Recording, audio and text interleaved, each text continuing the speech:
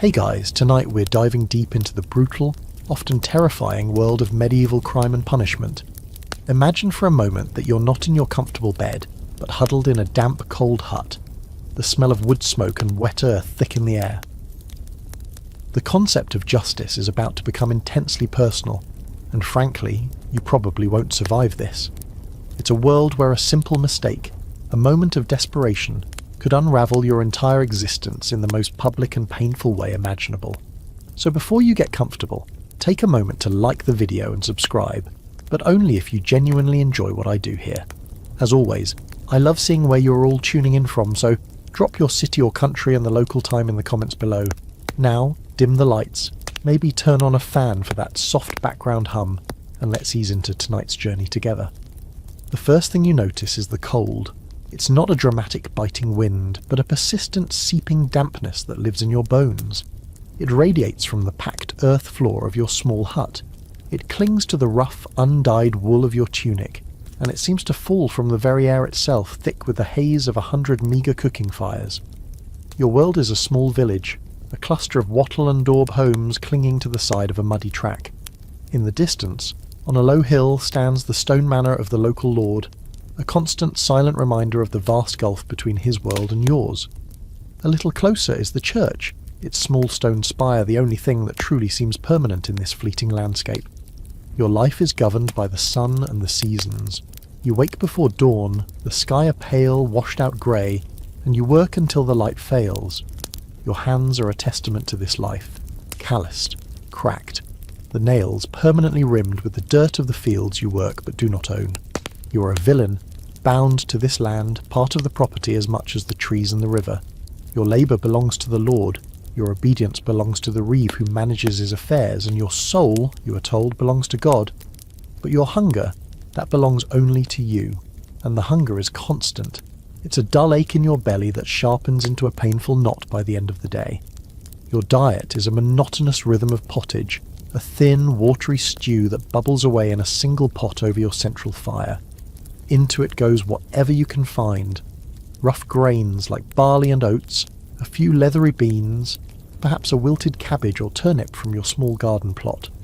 It's the original perpetual stew. You just keep adding water and whatever scraps you have, hoping it never runs out. It's a far cry from the artisanal bone broth trends of today. This is pure, unadulterated survival, and it tastes like boiled dirt and disappointment. The memories of real famine are never far away. Your parents still speak in hushed tones of the Great Famine, a few generations back when the rains fell for years without end, crops rotted in the fields, and the sun seemed to vanish from the sky. They talk of villages that simply disappeared, of neighbours who sold their children for a handful of grain, of a desperation so profound it scraped away the thin veneer of community and left only gnawing animal survival. Those stories are the ghosts that haunt your every waking moment, a reminder of how close to the edge you always are. One failed harvest, one sick ox, one dry summer, and the ghost of starvation could become a guest at your table. Historians still argue whether the average peasant's diet was truly as bleak as the official records suggest, or if foraging for nuts, berries and wild herbs, along with trapping the occasional small animal, illegally, of course, provided more variety and nutrition than we give them credit for. But as you look at the faces of your children, their cheeks hollowed and their eyes too large, you know that whatever can be gleaned from the woods is not enough. It's never enough. The forest belongs to the Lord, and poaching his deer is a crime punishable by death. Even taking a rabbit can cost you a hand. The law, it seems, is a luxury designed for the well-fed. Tonight the ache in your stomach is particularly sharp. The pottage pot is empty. The last of the dried beans are gone. You can hear the faint whimpering cries of your youngest child, a sound that twists something deep inside you. Through the single, unglazed window of your hut, you can see the warm yellow glow of the baker's house. He is a man of some standing in the village, a freeman who owns his own oven. The smell is what reaches you first. Rich, warm, intoxicating. It's the smell of fresh bread, a luxury you haven't tasted in months. And as you watch him through the dimming light, you see him stack the loaves to cool near an open window. They are plump, golden brown and impossibly close. The thought enters your mind unbidden. a dangerous spark in the cold darkness of your despair. It's a foolish, reckless idea, but the crying of your child is getting louder, and the smell of the bread is pulling you, promising a moment of relief in a lifetime of want. The line between an honest, starving man and a criminal is thinner than you ever imagined. It's as thin as a pane of glass that isn't there. That single, desperate thought of stealing the bread terrifies you not just because of the baker, but because of the vast, intricate web of rules you live within. You realise standing there in the cold that the concept of crime in your world is a far more sprawling and insidious thing than simple theft. It's a tangled net of obligations, prohibitions, and expectations, and it feels as though it was designed specifically to catch people like you. The law isn't just about protecting the powerful, it's about controlling the powerless, ensuring every cog in the great machine of this kingdom stays in its designated place. Taking that loaf is a felony, a capital offence that could see you hanged, but you could just as easily find yourself in trouble for things that seem, to a modern mind, utterly trivial. For instance, the day itself is a factor. If this were a Sunday, the holy day of rest, your very act of working in the field earlier would have been a crime against God, punishable in the church courts. The church's reach is long, and its laws run parallel to the king's. You're expected to attend Mass, to keep the Sabbath holy, and to avoid any form of labour. Historians have found countless records of ecclesiastical courts fining people for mending a fence or even chasing a stray animal on a Sunday. It was a serious offence, a tear in the sacred fabric of time itself. Then there are the crimes against your neighbours, which are policed with a startling intensity. Did you let one of your chickens wander into the next-door garden plot and peck at their precious seedlings? That's a trespass, and you'll answer for it in the manor court. Did you get into a heated argument with the woman at the well? Your voice is rising, your accusations sharp and public.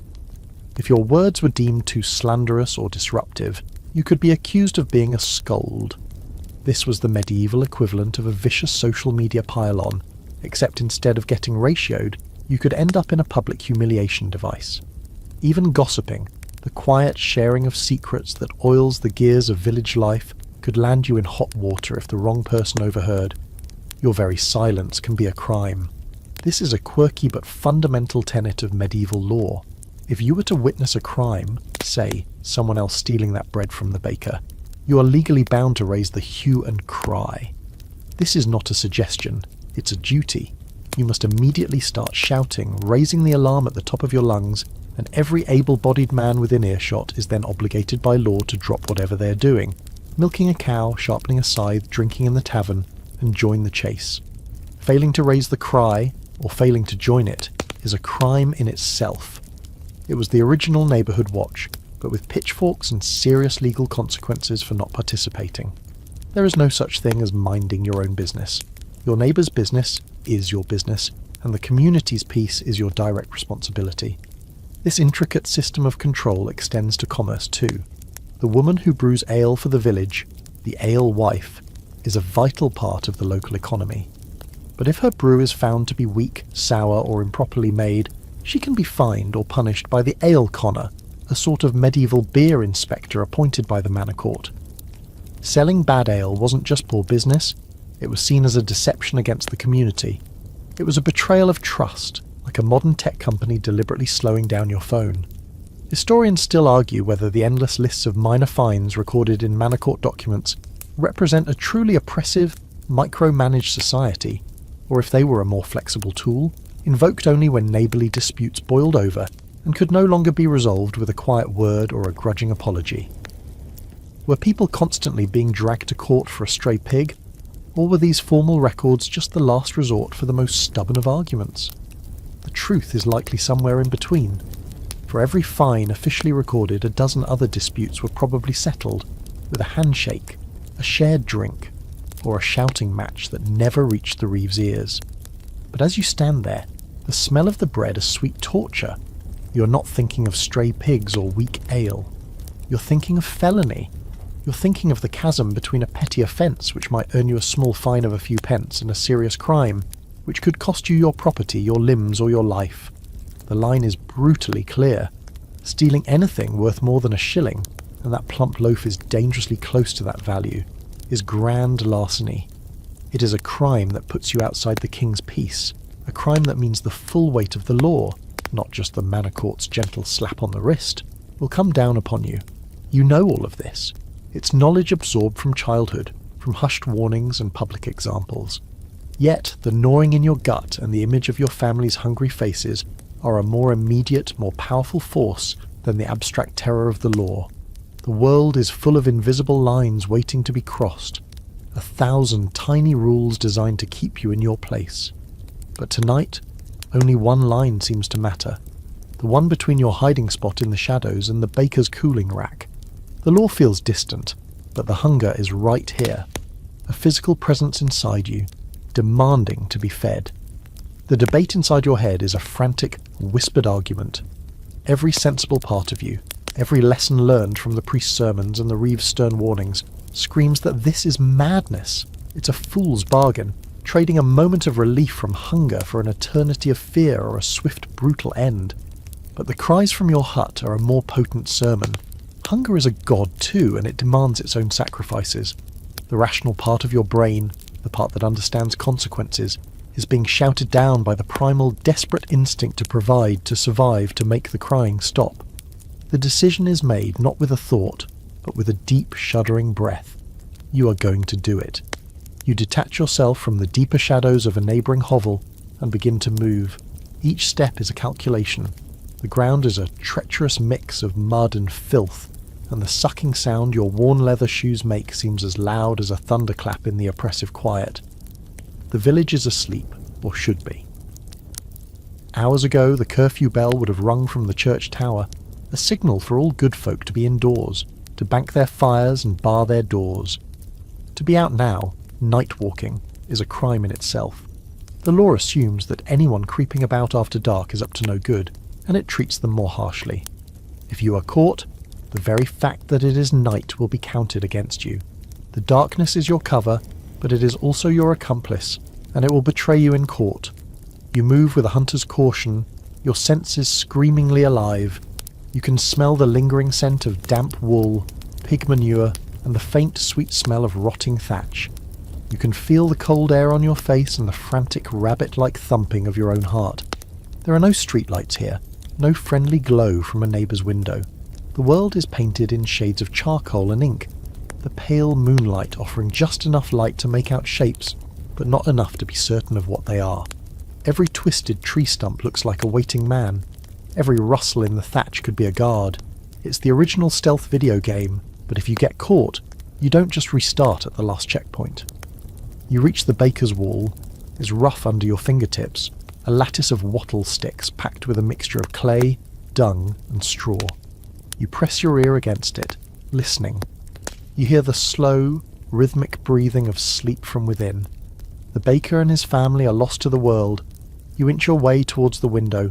It's little more than a square hole in the wall covered by a wooden shutter that is, by some miracle of carelessness, propped open just a few inches to let the steam from the cooling loaves escape. Medieval security systems were, shall we say, a little trusting. It's an invitation, a trap. Your head is a whirlwind of frantic prayer. Please don't let a dog bark. Please don't let a baby cry.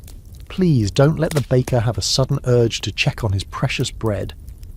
You take another deep breath, the air tasting of yeast and fear, and you reach.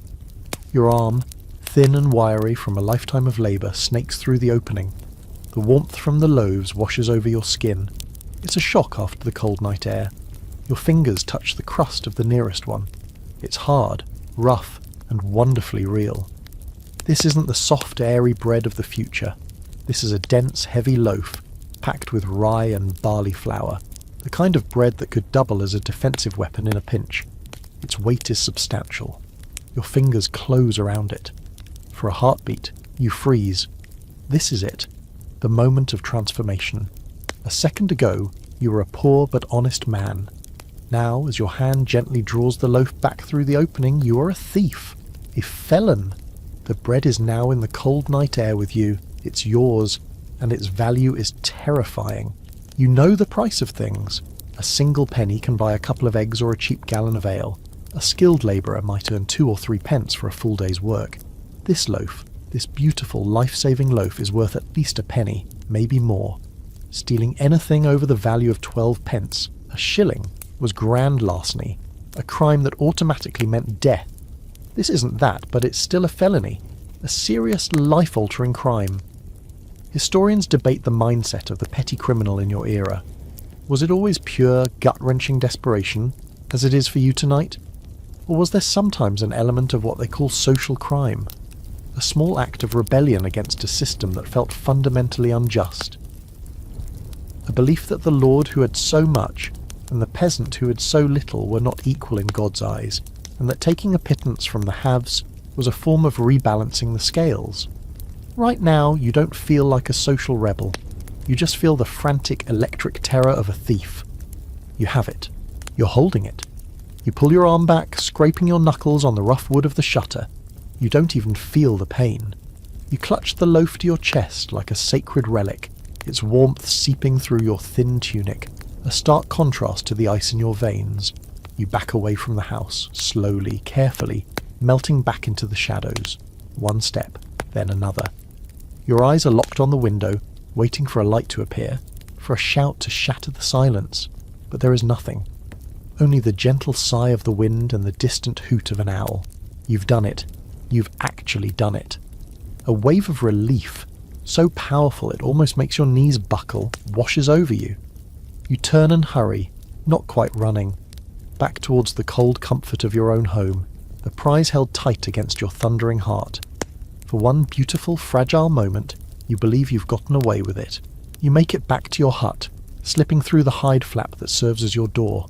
The darkness inside is absolute, but it's a familiar darkness. You can hear the soft, sleeping breaths of your family. The air is stale and close. You place the loaf of bread on the small, rough-hewn table, the thud shockingly loud in the silence. For a glorious, fleeting second, there is only the profound relief and the warm, yeasty smell filling your home. You are a hero. You have brought food. You have vanquished the enemy of hunger. But this feeling of triumph dissolves into pure, cold dread with the sound of a single, sharp bark from a distant dog. Then comes the shout. It's not the baker's voice, but his wife's, high and shrill, piercing the night. "Thief! Heaf! Out! Out!" The words are ancient, a formulaic cry of alarm that every person in the village knows instinctively. It's the human fire alarm, the trigger for a legal mechanism that is about to spring into action with terrifying speed. Another voice joins in, the baker's this time, a deep-chested roar of rage and violation. "Thief! Raise the cry!" And the village responds. It starts as a ripple. A door is thrown open with a crash. A confused shout from another hut, then another. It spreads like a virus. Lights flicker to life. The dim, greasy flames of tallow candles or rushlights. The quiet, sleeping village is transformed in seconds into a waking, angry beast. This is the hue and cry. A cornerstone of English law, formalised in the Statute of Winchester just a few decades ago, it makes law enforcement the mandatory, collective duty of everyone. There are no professional police officers to call. Your neighbours are the police, and they're all clocking in for duty right now. Very, very angry. It's a bit like a homeowners association meeting, but with more shouting and a much higher chance of getting bludgeoned. You freeze, your hand still on the stolen loaf. Your heart, which had just begun to slow, is now a wild drum against your ribs. You grab the bread, you're not leaving it now, and peer through a crack in the wattle wall. It's a scene of organised chaos. Men are stumbling from their homes, pulling on tunics, grabbing whatever comes to hand. There's no time to find a proper weapon. One man has a wood axe, another a heavy drover's staff. Most just have pitchforks or scythes or simple, sturdy clubs. Their faces, illuminated by the flickering, dancing lights of the torches they're lighting, are grim. They are your neighbours. That's John the Thatcher over there, a man you shared ale with just last week. And there's William, whose son plays with yours in the dirt. Tonight, they are not your friends. They are a posse, a mob, and you are their quarry. Their motivation isn't just about restoring the baker's property. They're driven by law and self-interest. If a felon commits a crime and escapes, the entire community can be held responsible. A royal justice, on his next circuit, could impose a heavy fine on the whole village for letting you get away. So your escape cost them all cold, hard cash. Suddenly, their enthusiasm for the chase makes a lot more sense. They aren't just hunting you, they're protecting their own wallets. The shouting coalesces into a single, terrifying baying sound. A tertium et clamo, the priest might call it in Latin. To you it's just a wall of noise that seems to be coming from everywhere at once. You have to run. Now you burst out of your hut, away from the direction of the baker's house, and plunge into the darkness between the hovels. The ground is uneven, and you stumble, the heavy loaf clutched under your arm like the world's most dangerous football. You're not exactly wearing high-performance running gear. Your loose tunic catches on a stray branch, and your simple leather shoes offer no support and even less traction in the mud. Historians still question the actual success rate of the hue and cry. In the scattered and incomplete records of the time, it's hard to tell if this chaotic scramble was an effective way of catching criminals or more of a ritualized performance of community anger. Did more people escape than were caught? Probably. But as you hear the heavy thudding footsteps and the angry shouts getting closer, the statistical success rate feels terrifyingly high. You risk a glance over your shoulder. The mob is a monster with a dozen heads, a terrifying creature of bobbing lights and waving farm implements, and it's lumbering right for you. They've seen you. The general roar now has a focus. There he is! Get him! The chase is on. You're running through the back alleys of your own life. You know every twist and turn, every stinking midden heap and every rickety fence. But this knowledge is of little use when you're blind with panic. Your lungs are on fire, every breath is a ragged gasp. The loaf of bread feels impossibly heavy, an anchor pulling you down. But dropping it feels like an admission of guilt, a surrender. You burst out of the warren of huts and into the open fields that surround the village. The moonlight is brighter here, but it offers you no comfort. It just makes you a clearer target. You're exposed, a single, desperate figure running across a vast, empty stage. The shouts are closer now, individual voices cutting through the din. They know who you are. They are calling your name. It's the most terrifying sound you've ever heard. It's not an anonymous mob anymore. It's your community, and they are coming to swallow you whole. In the distance, one solid shape stands out against the night sky. Its stone walls are ghostly grey in the moonlight. The church. An idea, a desperate last-ditch hope sparks in your mind. Sanctuary. It might be your only chance. As you sprint across the open field, the cold night air burning in your throat, your mind is racing faster than your legs. The shouts behind you are a physical force, pushing you onward. Your whole world has shrunk to this single desperate flight, and as you run, another layer of the legal system you've just violated clicks into place, one that explains the grim determination on the faces of the men chasing you. It's not just the collective fine the village might face. It's something far more personal and ingrained in the fabric of your community. The tithing system. You're part of a tithing.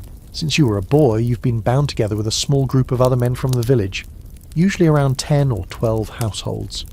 This group, your tithing, is a unit of collective security, a sort of mandatory social club where the main activity is making.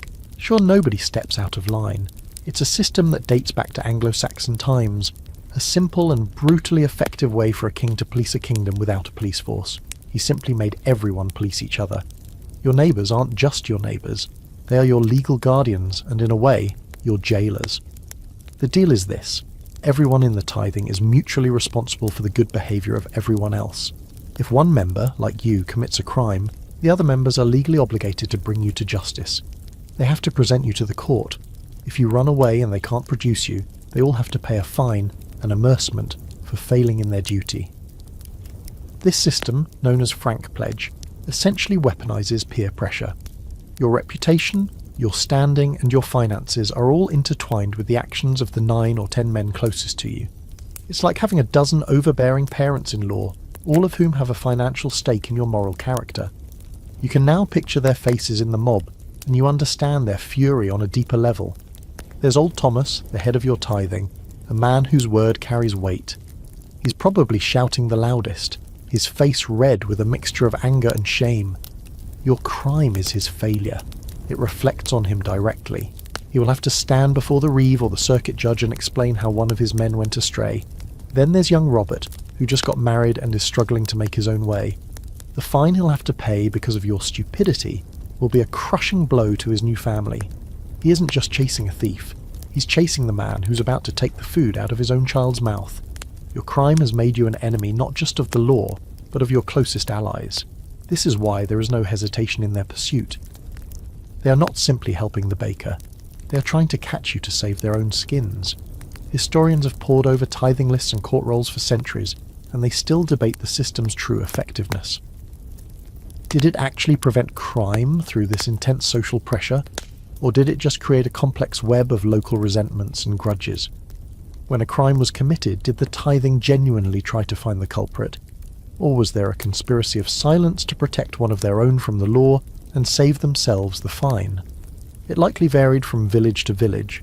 A tight-knit, stable community might work together seamlessly. A village rife with feuds and factions might see the system break down into accusations and finger-pointing. A quirky fringe detail of this system is that not everyone had to be in a tithing. The highest and lowest rungs of society were exempt. The local lord, his knights, and their immediate families were not part of it. Their personal honour was considered sufficient guarantee of their good behaviour, a convenient rule when you're the one making them. Likewise, the clergy were outside the system, accountable to the church, and at the other end, vagrants and travellers, those with no fixed abode, were also exempt because they had no community to be bound to. Frank Pledge was a system for the settled, land-working backbone of the kingdom, people exactly like you. As you run, the weight of this betrayal, this severing of social bonds, is almost as heavy as the loaf of bread you still inexplicably clutch. You've broken the king's peace, you've sinned against God, and you've betrayed the trust of your tithing brothers. You've smashed the delicate social machinery that holds your world together. The shouts behind you are not just a hue and cry for a thief. They are the sound of a community trying to purge itself of a liability. They are casting you out. Your lungs feel as if they're about to burst. The church is closer now, its dark, solid mass a promise of something other than the muddy field and the angry mob. It represents a different kind of law, a different authority. You are running from the law of the king, the law of the manor, and the law of the tithing. You're running towards the law of God. You don't know if it will be any kinder, but it's the only option you have left. The first stone of the churchyard wall is just ahead. You scramble over it, tearing your tunic and scraping your hands, landing in a heap on the consecrated ground. You're in. You're on God's land now. But you're not safe yet. Not until you reach the door. You're sprawled on the damp grass of the churchyard, the breath sobbing in your chest.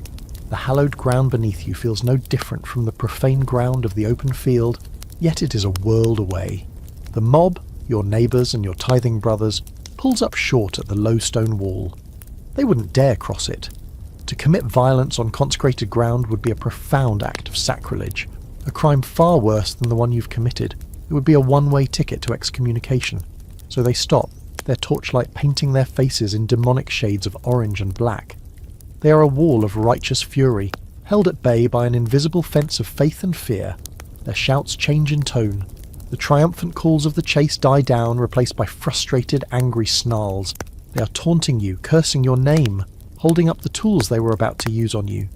It's the medieval equivalent of a standoff, with you on one side of a divine property line and a very angry posse on the other. For a moment, a dizzying, dangerous sense of relief washes over you. You've made it. You're safe. But then you see the reeve pushing his way to the front of the crowd. He's the Lord's man, the enforcer of secular law, and he looks singularly unimpressed by your tactical retreat onto Holy Land. He doesn't step over the wall, but his voice cuts through the night air, cold and sharp. "This is not over," he yells, pointing a thick finger at you. "The church cannot hold you forever."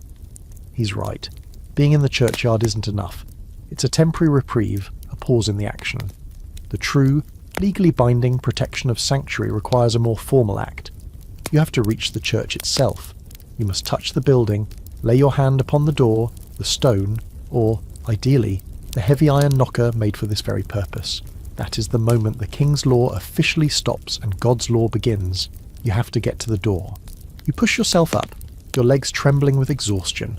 The loaf of bread, your reason for being here, has fallen from your grasp and lies forgotten in the grass. All that matters now is the 20 yards of open ground between you and the heavy oak door of the church.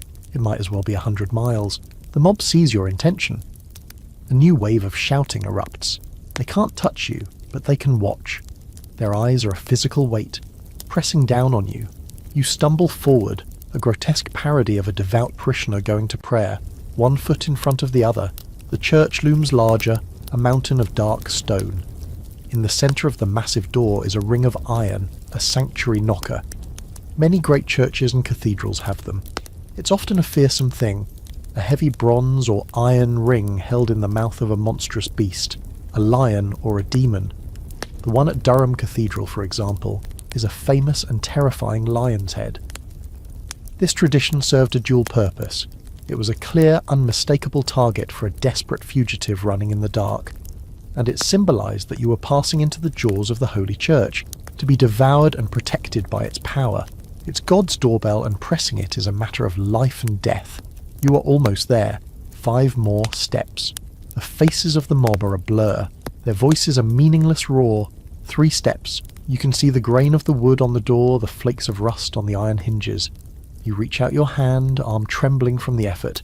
Your fingers, caked with mud and scraped raw, stretch towards the cold, hard promise of the iron ring. And then you touch it. The moment your skin makes contact with the metal, a profound and immediate silence falls over the crowd. The shouting stops. The taunts die in their throats. It is as if a switch has been thrown. By this simple act, you have invoked one of the most powerful and ancient rights in the kingdom. You have formally claimed sanctuary. The reeve can no longer arrest you. The posse can no longer harm you. You're now under the protection of the church. It's the ultimate safe zone, the original King's X, from a childhood game of tag, but the stakes are infinitely higher. A small door set within the larger one opens, and a figure holding a lantern appears. It is the parish priest, a thin man with a perpetually worried expression, roused from his sleep by the commotion. He looks at you, a wretched, mud-stained creature clinging to his church door. And then at the silent, sullen crowd gathered at the edge of his churchyard, he sighs, a deep, weary sound. This is not the first time he's had to deal with this, and it won't be the last. "Come," he says, his voice flat. He helps you to your feet and pulls you inside, closing and barring the heavy door behind you. The sound of the bolt sliding home is the sound of your old life ending. The roar of the mob is instantly muffled, replaced by the vast, echoing silence of the church. The air inside is cold and smells of old stone, beeswax, and the faint, sweet scent of incense.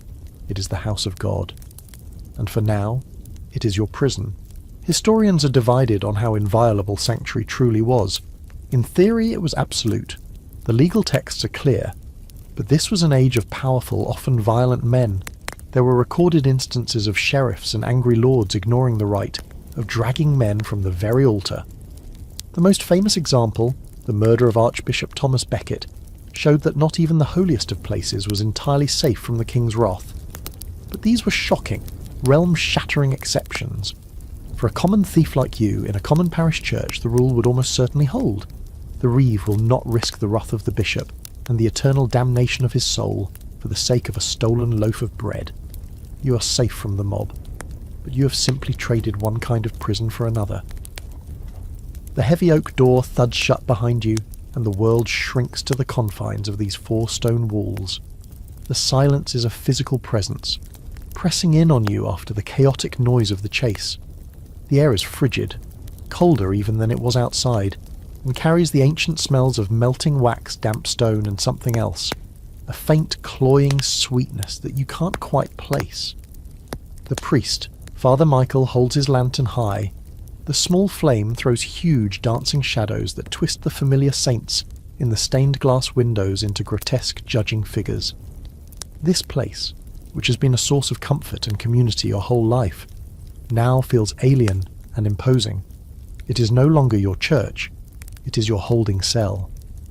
You have claimed sanctuary, the priest says, his voice echoing in the vast emptiness of the nave. It's not a question, it's a statement of a grim new reality.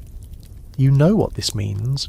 You nod, though you only have a vague, fearful understanding of the rules, gleaned from village gossip and cautionary tales. You know you are safe from the mob, but you're not free. You're now a ward of the church, and you must live by its schedule and its laws. The first thing the priest does is lead you to the sacristy, a small room off the side of the altar. He finds a piece of rough cloth and a bowl of water, and makes you wash the mud and blood from your hands and face. It feels like a ritual cleansing, a stripping away of your former self. He gives you a plain, dark robe to wear, the simple habit of a penitent. Your own clothes, torn and filthy, are taken away. It's a physical transformation that mirrors your new legal status. You're no longer a villager. You're now officially a sanctuary man. He explains the rules. You're entitled to the protection of this building for 40 days and 40 nights. During that time, you cannot be removed by secular authorities. You're under God's law, not the king's. You're permitted to stay within the bounds of the church and its attached churchyard. Stepping 1 foot beyond the consecrated ground means you forfeit your protection, and the reeve and his men, who will be watching day and night, can legally seize you. You will be fed, but it will be the barest of sustenance. Bread and water, perhaps the thinnest of ale, just enough to keep you alive. This is not a hotel. It is a spiritual quarantine. The days that follow fall into a strange, monotonous rhythm, governed by the ringing of the church bells that mark the canonical hours. You wake in the cold darkness to the sound of the bell for matins. You're expected to attend all the services kneeling at the back of the church like a ghost, while your former neighbours file in for mass. They see you. They stare. Some look at you with pity, others with contempt. The baker and his wife are there, their faces hard and unforgiving. You are a living, breathing symbol of the crime that disrupted their lives. You are the skeleton at their feast, a constant, awkward reminder of sin and its consequences. It's a uniquely medieval form of social shaming. You're not in the stocks, but you're on display every single day. One of the quirky, lesser-known aspects of this period is what happened if the church didn't have its own attached kitchen or supplies. The parish was legally obligated to support you. This sometimes led to resentment, with villagers grumbling about having to provide food and water for a criminal who was, for all intents and purposes, living tax-free in their midst. In some larger churches, there were even designated rooms or small cells built specifically to house sanctuary seekers, a sign of how common an occurrence this was. During the day, you have nothing to do but think. The initial terror of the chase has subsided, replaced by a dull, grinding anxiety. You sit on a cold stone bench, the chill seeping into your bones, and you watch the light move across the church floor, tracing the stories in the stained glass windows. You see the story of Adam and Eve cast out of paradise for a single act of disobedience. The parallel is not lost on you. You're trapped in this holy limbo, a state between the life you knew and the terrifying unknown that awaits. The priest is your only point of contact with the outside world. He is not your friend. He is your custodian. He speaks to you of your soul, of confession, of penitence. He is preparing you for the choice that you must make at the end of your 40 days. This period is not just a waiting game, it is a time for negotiation. The reeve will visit standing just outside the church door, and the priest will act as your intermediary. Offers might be made. The baker might be willing to drop the charge of felony if you agree to pay him a ruinous sum of money as compensation. Your tithing brothers might come and try to persuade you to give yourself up and face the court, promising to speak on your behalf in exchange for avoiding their fine. Historians still argue about the true purpose of this 40-day period. Was it a genuine cooling-off period, designed to allow tempers to fade and a more rational, less violent solution to be found? Or was it a form of psychological pressure, a way to break a fugitive's spirit through isolation, boredom, and the constant low-level fear, making them more likely to accept the harsh terms of exile? It was likely both. For the community, it diffused the immediate violent anger of the hue and cry. For you, it is 40 days of slow, grinding despair, trapped in a holy cage while your fate is debated by others. You watch your family from a distance as they work in the fields, small figures who are now part of a world you can no longer touch. The 40 days stretch before you like an eternity, each one a carbon copy of the last, a slow countdown to a choice you are terrified to make. The 40 days trickle by with excruciating slowness. Each sunrise is a fresh reminder of your confinement, each sunset a mark of another day spent in this holy prison. The monotony is broken only by the daily services and the gnawing anxiety about your future. The reeve's offer, relayed through the priest, is simple and brutal. Face the king's court or abjure the realm. The choice is yours, but it's a choice between two terrifying unknowns. Facing the court feels like a death sentence. The evidence is overwhelming. You were caught more or less red-handed, or at least bread-handed. The alternative, Abjuration is a sliver of hope, but a hope wrapped in immense hardship. On the 39th day, you make your decision. You will abjure, you cannot face the gallows. The priest nods, his expression unreadable. He's seen this many times before. The next morning, as the sun rises on your 40th day, the ritual begins. You are led to the churchyard gate where the reeve is waiting. He is not alone. With him is the coroner. In your world, the coroner isn't just a person who investigates strange deaths. He is a keeper of the crown's pleas, a royal official responsible for protecting the king's financial interests in the justice system. And your crime, your confession, and your exile are all official royal business. A small crowd has gathered. Your family is there, standing at the back, their faces etched with a grief so profound it's a physical blow. You're about to become dead to them, and they to you. In front of the coroner, you must make your public confession. The priest has coached you on what to say. In a clear voice, you must admit your felony. I confess to God and to the men of this ville that I am a thief, for that on the night of... You recite the details of your crime, the theft of the baker's loaf. The words taste like ash in your mouth. This public declaration is crucial. It formally marks you as a self-confessed felon. You're surrendering any right to a trial. Once the confession is made, the coroner administers the oath of abjuration. You swear on a holy relic, perhaps a splinter of bone from a long-dead saint, that you will forsake the kingdom of England forever. You swear to travel from this spot directly to a specified port city, let's say Dover, a common choice, and to not deviate from the King's Highway. You must make this journey barefoot, clad only in the simple penitent's tunic you've been wearing for the past month. You're allowed no money, no possessions, save for a simple wooden cross that the priest now hands to you. This cross is your passport. It marks you as an abjurer, a man on his way out of the kingdom, and it grants you safe passage. As long as you stick to the road, no one can legally harm you. The coroner then pronounces the sentence. Your lands and your goods are now forfeit to the crown.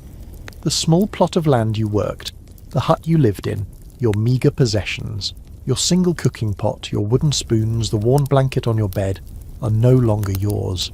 Everything is gone. Your wife and children are now destitute, cast upon the mercy of the village. A quirky and particularly cruel detail of this law was that, while your land went to the king, he was technically supposed to hold it for just a year and a day, after which it would revert to the local lord. It was a complex system of forfeiture that reinforced the power of both crown and nobility. Then, the journey begins. You're turned to face the road, and you take your first step into exile. The reeve and a few men from the village walk with you to the edge of the parish to ensure you're truly on your way. When they turn back, you're utterly alone. The road stretches before you, a muddy, rutted track leading to a horizon you cannot see. The walk to Dover is over 100 miles. You must cover it in a reasonable time, typically around a week or two. Each day you must walk from sunrise to sunset. You cannot stop for more than one night in any single place. You must stay on the main road, the King's Highway. To be found wandering off the path is to be declared an outlaw, forfeiting the protection of your cross. The journey is a living nightmare.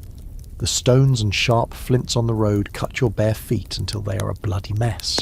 You are a spectacle. People in the villages you pass through stare at you. They see the penitent's garb, the wooden cross, the bare feet. They know what you are. Some throw curses at you, seeing only a felon. Others, perhaps moved by pity or piety, might offer you a crust of bread or a sip of water. You're entirely dependent on the charity of strangers. At night you sleep in the ditches by the side of the road, shivering in your thin tunic, the cold seeping into your exhausted body. Historians debate how many abjurers actually made it to their assigned port. The journey was so perilous that it's likely many died along the way from starvation, exposure or infection in their wounded feet. Others might have simply vanished, abandoning the official road and taking their chances as anonymous vagrants in a different part of the country, living in constant fear of being discovered. For many, abjuration wasn't a path to a new life in France or Flanders.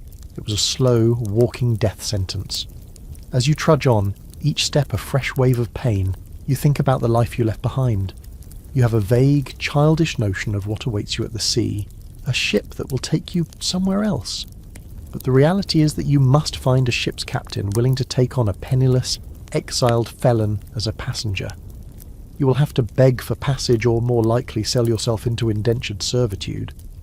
You have escaped the gallows, but you have been sentenced to a life of perpetual wandering, forever an outsider, a man with no home, no family and no name. You have abjured the realm, and in doing so you have abjured your own life. But let's rewind. Let's imagine a different story, a different you, a you who is slower or perhaps less lucky.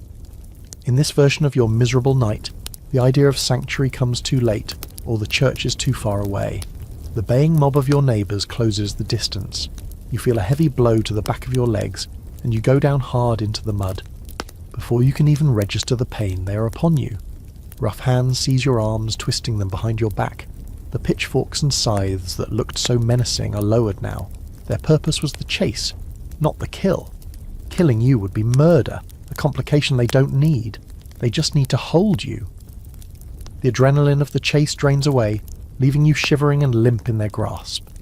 The baker is there, his face a mask of fury in the torchlight. He snatches the loaf of bread from where it fell beside you, holding it up like a trophy. Felon, he spits. The word hangs in the air, heavy and final. Your neighbours, your tithing brothers, now bind your wrists tightly with a rough rope. The bonds are practical, not cruel, but they bite into your skin. There's a strange intimacy to the moment. These are the same hands you've shaken in greeting, the same men you've stood beside in the fields. Now they are your captors, their faces grim and resolved. They have done their duty. They have caught the criminal. They have saved themselves from the fine. You are dragged back through the village, a spectacle of shame. The doors of the huts are all open now, and faces, women, children, the old, peer out. Their expressions a mixture of fear, pity, and a certain grim satisfaction. Justice, swift and local, has been done. You are taken not to your own hut, but to a small secure shed, perhaps the baker's own storeroom, and locked inside. You're left alone in the pitch darkness with the smell of flour and the scurrying of rats for company. The next day, word is sent to the Reeve of the 100, the larger administrative district that your village belongs to. He in turn sends a rider to the county town, to the man who represents the king's authority in this entire shire, the sheriff. The arrival of the sheriff, or more likely one of his deputies, is a significant event. It marks the moment your crime escalates from a local matter to an official concern of the crown. The sheriff, or shire reeve in the old Anglo-Saxon, is a powerful figure. He is a knight or a nobleman, appointed by the king to keep the peace, collect taxes and administer justice. To you, a lowly villain, he is a figure of immense and terrifying power, as far above you as the moon. A few days later he arrives. He doesn't come alone. He rides a proper horse, not a farmer's nag, and is flanked by a few armed men, his personal retinue. They are a stark contrast to your village's makeshift posse. Their leather jerkins are well oiled, their swords are real steel, and their faces are hard, professional. They are the closest thing your world has to a police force, and their presence silences the entire village. The sheriff is not here to investigate, he's here to collect. The concept of a medieval police investigation is, for the most part, non-existent. There's no dusting for fingerprints or interviewing witnesses in a sterile room. The investigation was the hue and cry. The evidence is the stolen loaf and the fact that you were caught with it. Your guilt is presumed. The sheriff's job is simply to take custody of the accused felon and deliver them to the next stage of the process. You're hauled out of the shed, blinking in the daylight. The sheriff looks at you, his gaze dismissive. You're not a person to him. You're a piece of paperwork, a body to be transported. He questions the reeve and the baker, getting the bare facts of the case. His clerk, a man who can read and write, a rare and valuable skill, scribbles notes on a piece of parchment. This document, this record of your alleged crime, will follow you. It is your official entry into the grinding machinery of royal justice. One of the more peculiar historical facts about this process is the inventory of chattels. The sheriff or his deputy would make a detailed list of every single thing you owned, right down to your last spoon. Why? Because if you were ultimately convicted of a felony, all your worldly goods, your chattels, would be forfeited to the crown. The king had a direct financial interest in your conviction. This practice created a rather grim incentive. Historians still argue about how much this financial motive influenced the course of justice, but it's hard to imagine it didn't cast a shadow over the proceedings. The king's justice was, in part, a for-profit enterprise. Your family watches from a distance, helpless. Your wife cannot approach.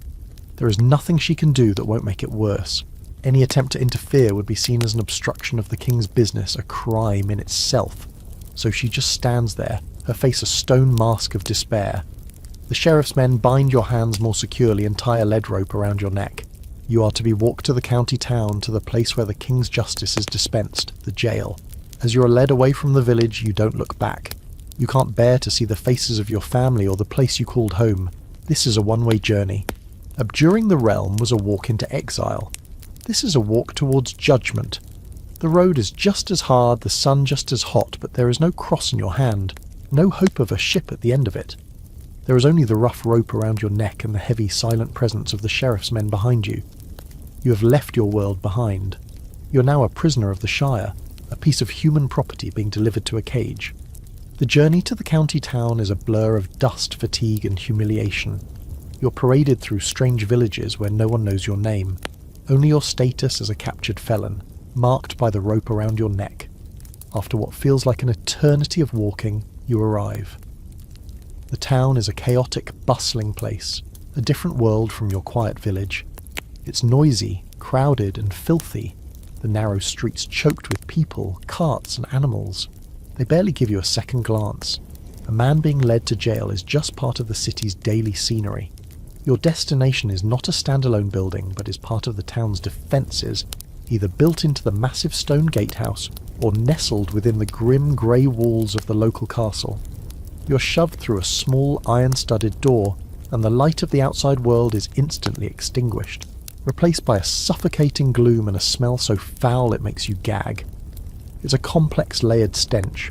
Old sweat, stale ale, human waste, and something else. A sharp, sickly sweet odour you'll come to know as the smell of sickness and despair. This is the county jail, and the first thing you must understand is that this place is not a punishment. That comes later. The jail is simply a holding pen, a human warehouse for those awaiting the king's justice. It's a crucial historical fact. Medieval imprisonment wasn't a sentence in itself, but a terrible, dangerous waiting room. The man who greets you is the jailer. He's not a salaried government employee. He's an entrepreneur. He bought or leased the right to run this jail from the sheriff, and he makes his living not from a wage, but from fees extorted from the wretched souls in his care. He is your landlord, your warden, and your sole provider, and he views you as a potential source of income. He gives you a look that has nothing to do with justice, and everything to do with calculating your net worth. He's already disappointed. Your simple tunic and bare feet tell him you're not a wealthy knight or a merchant who can be milked for a fortune. Another stray for the common pit, he grunts to his turnkey.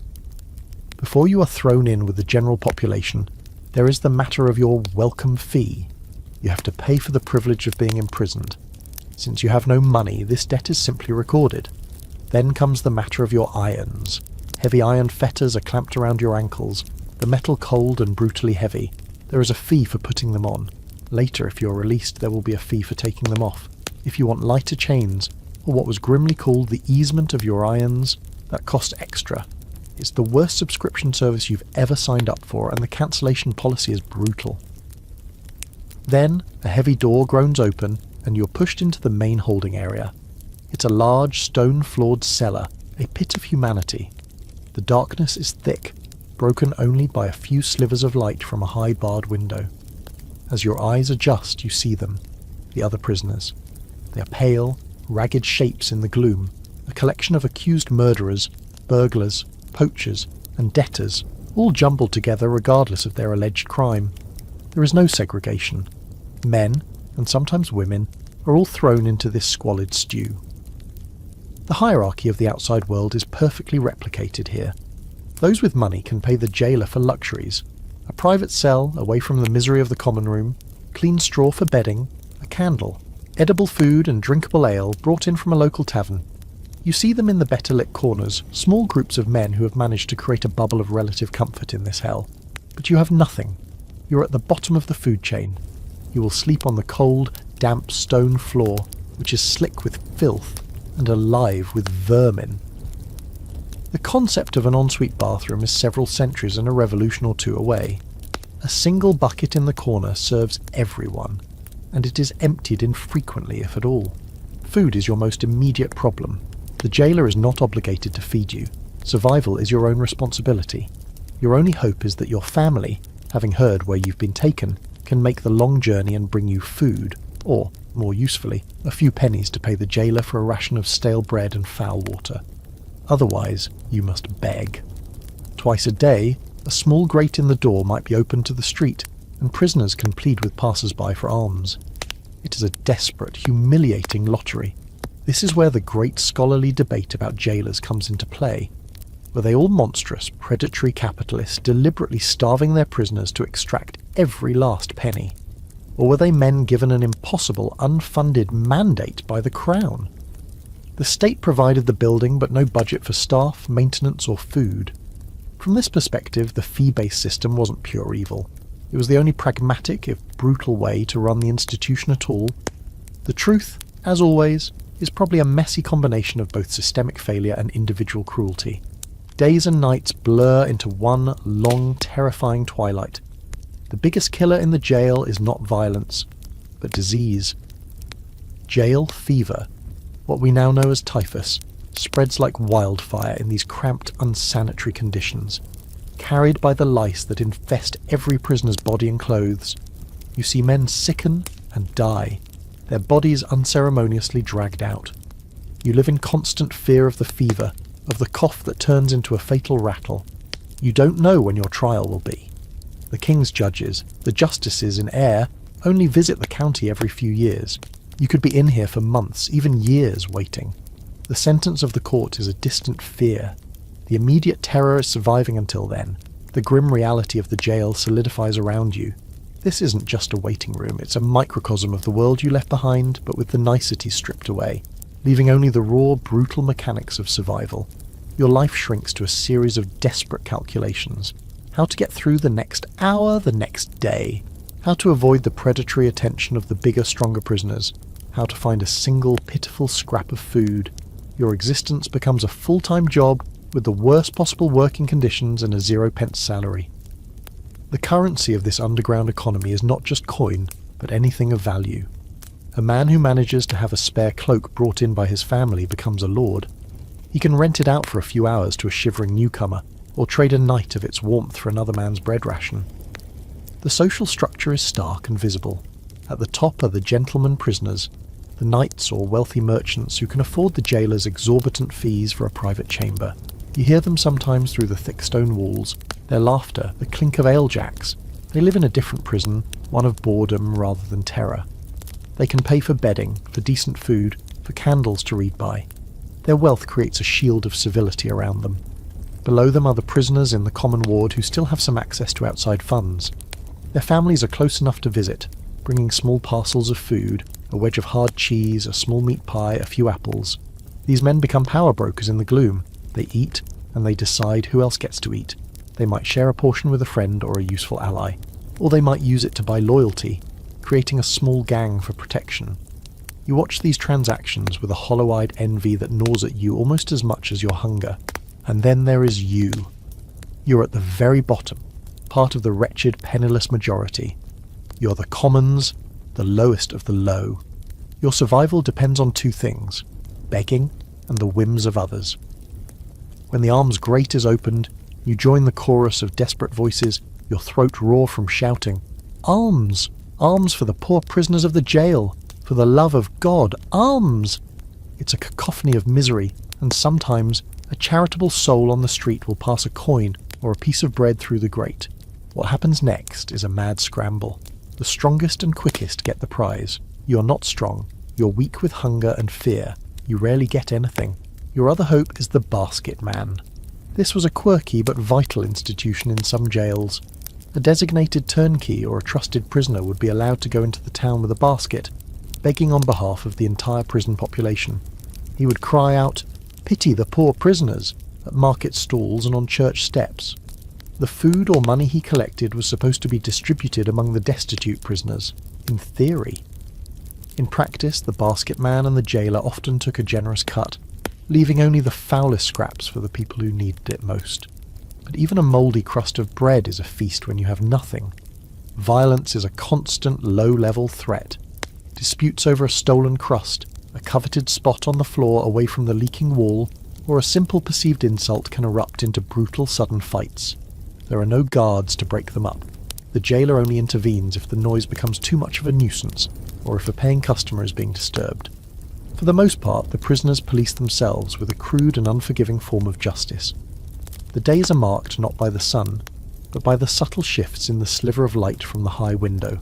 The nights are a terrifying ordeal. Sleep is nearly impossible.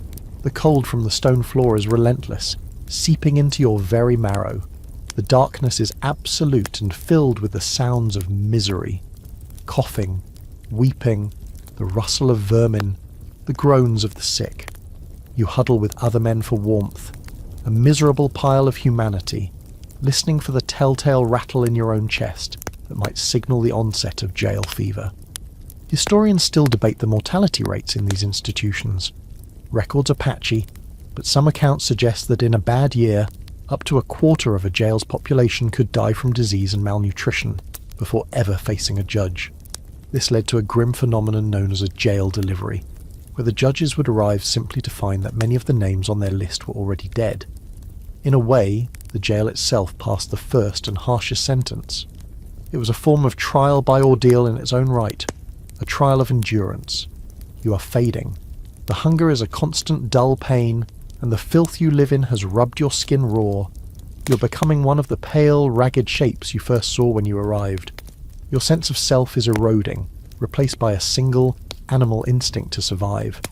You lose track of time. Has it been weeks? Months? You don't know. All you know is the cold, the dark, and the hunger.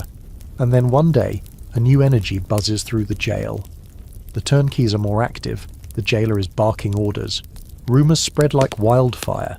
The justices are coming. The heir is arriving. Your long, terrible wait is almost over. Your trial is at hand, and you don't know if that's a cause for hope or for even greater fear. The news of the judge's arrival brings a strange nervous energy to the jail. For you, it's a terrifying moment of truth.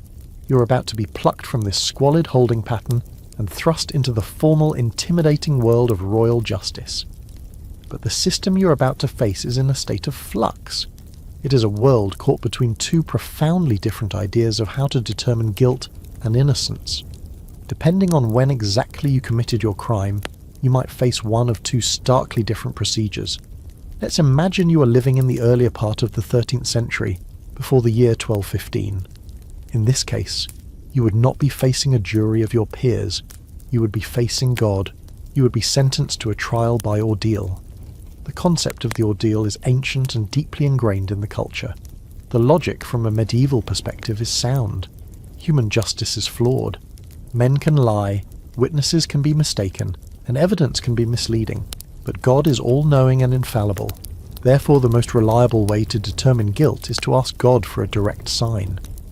The ordeal is a physical test, a ritualized appeal to the divine, and the outcome is believed to be a direct judgment from heaven.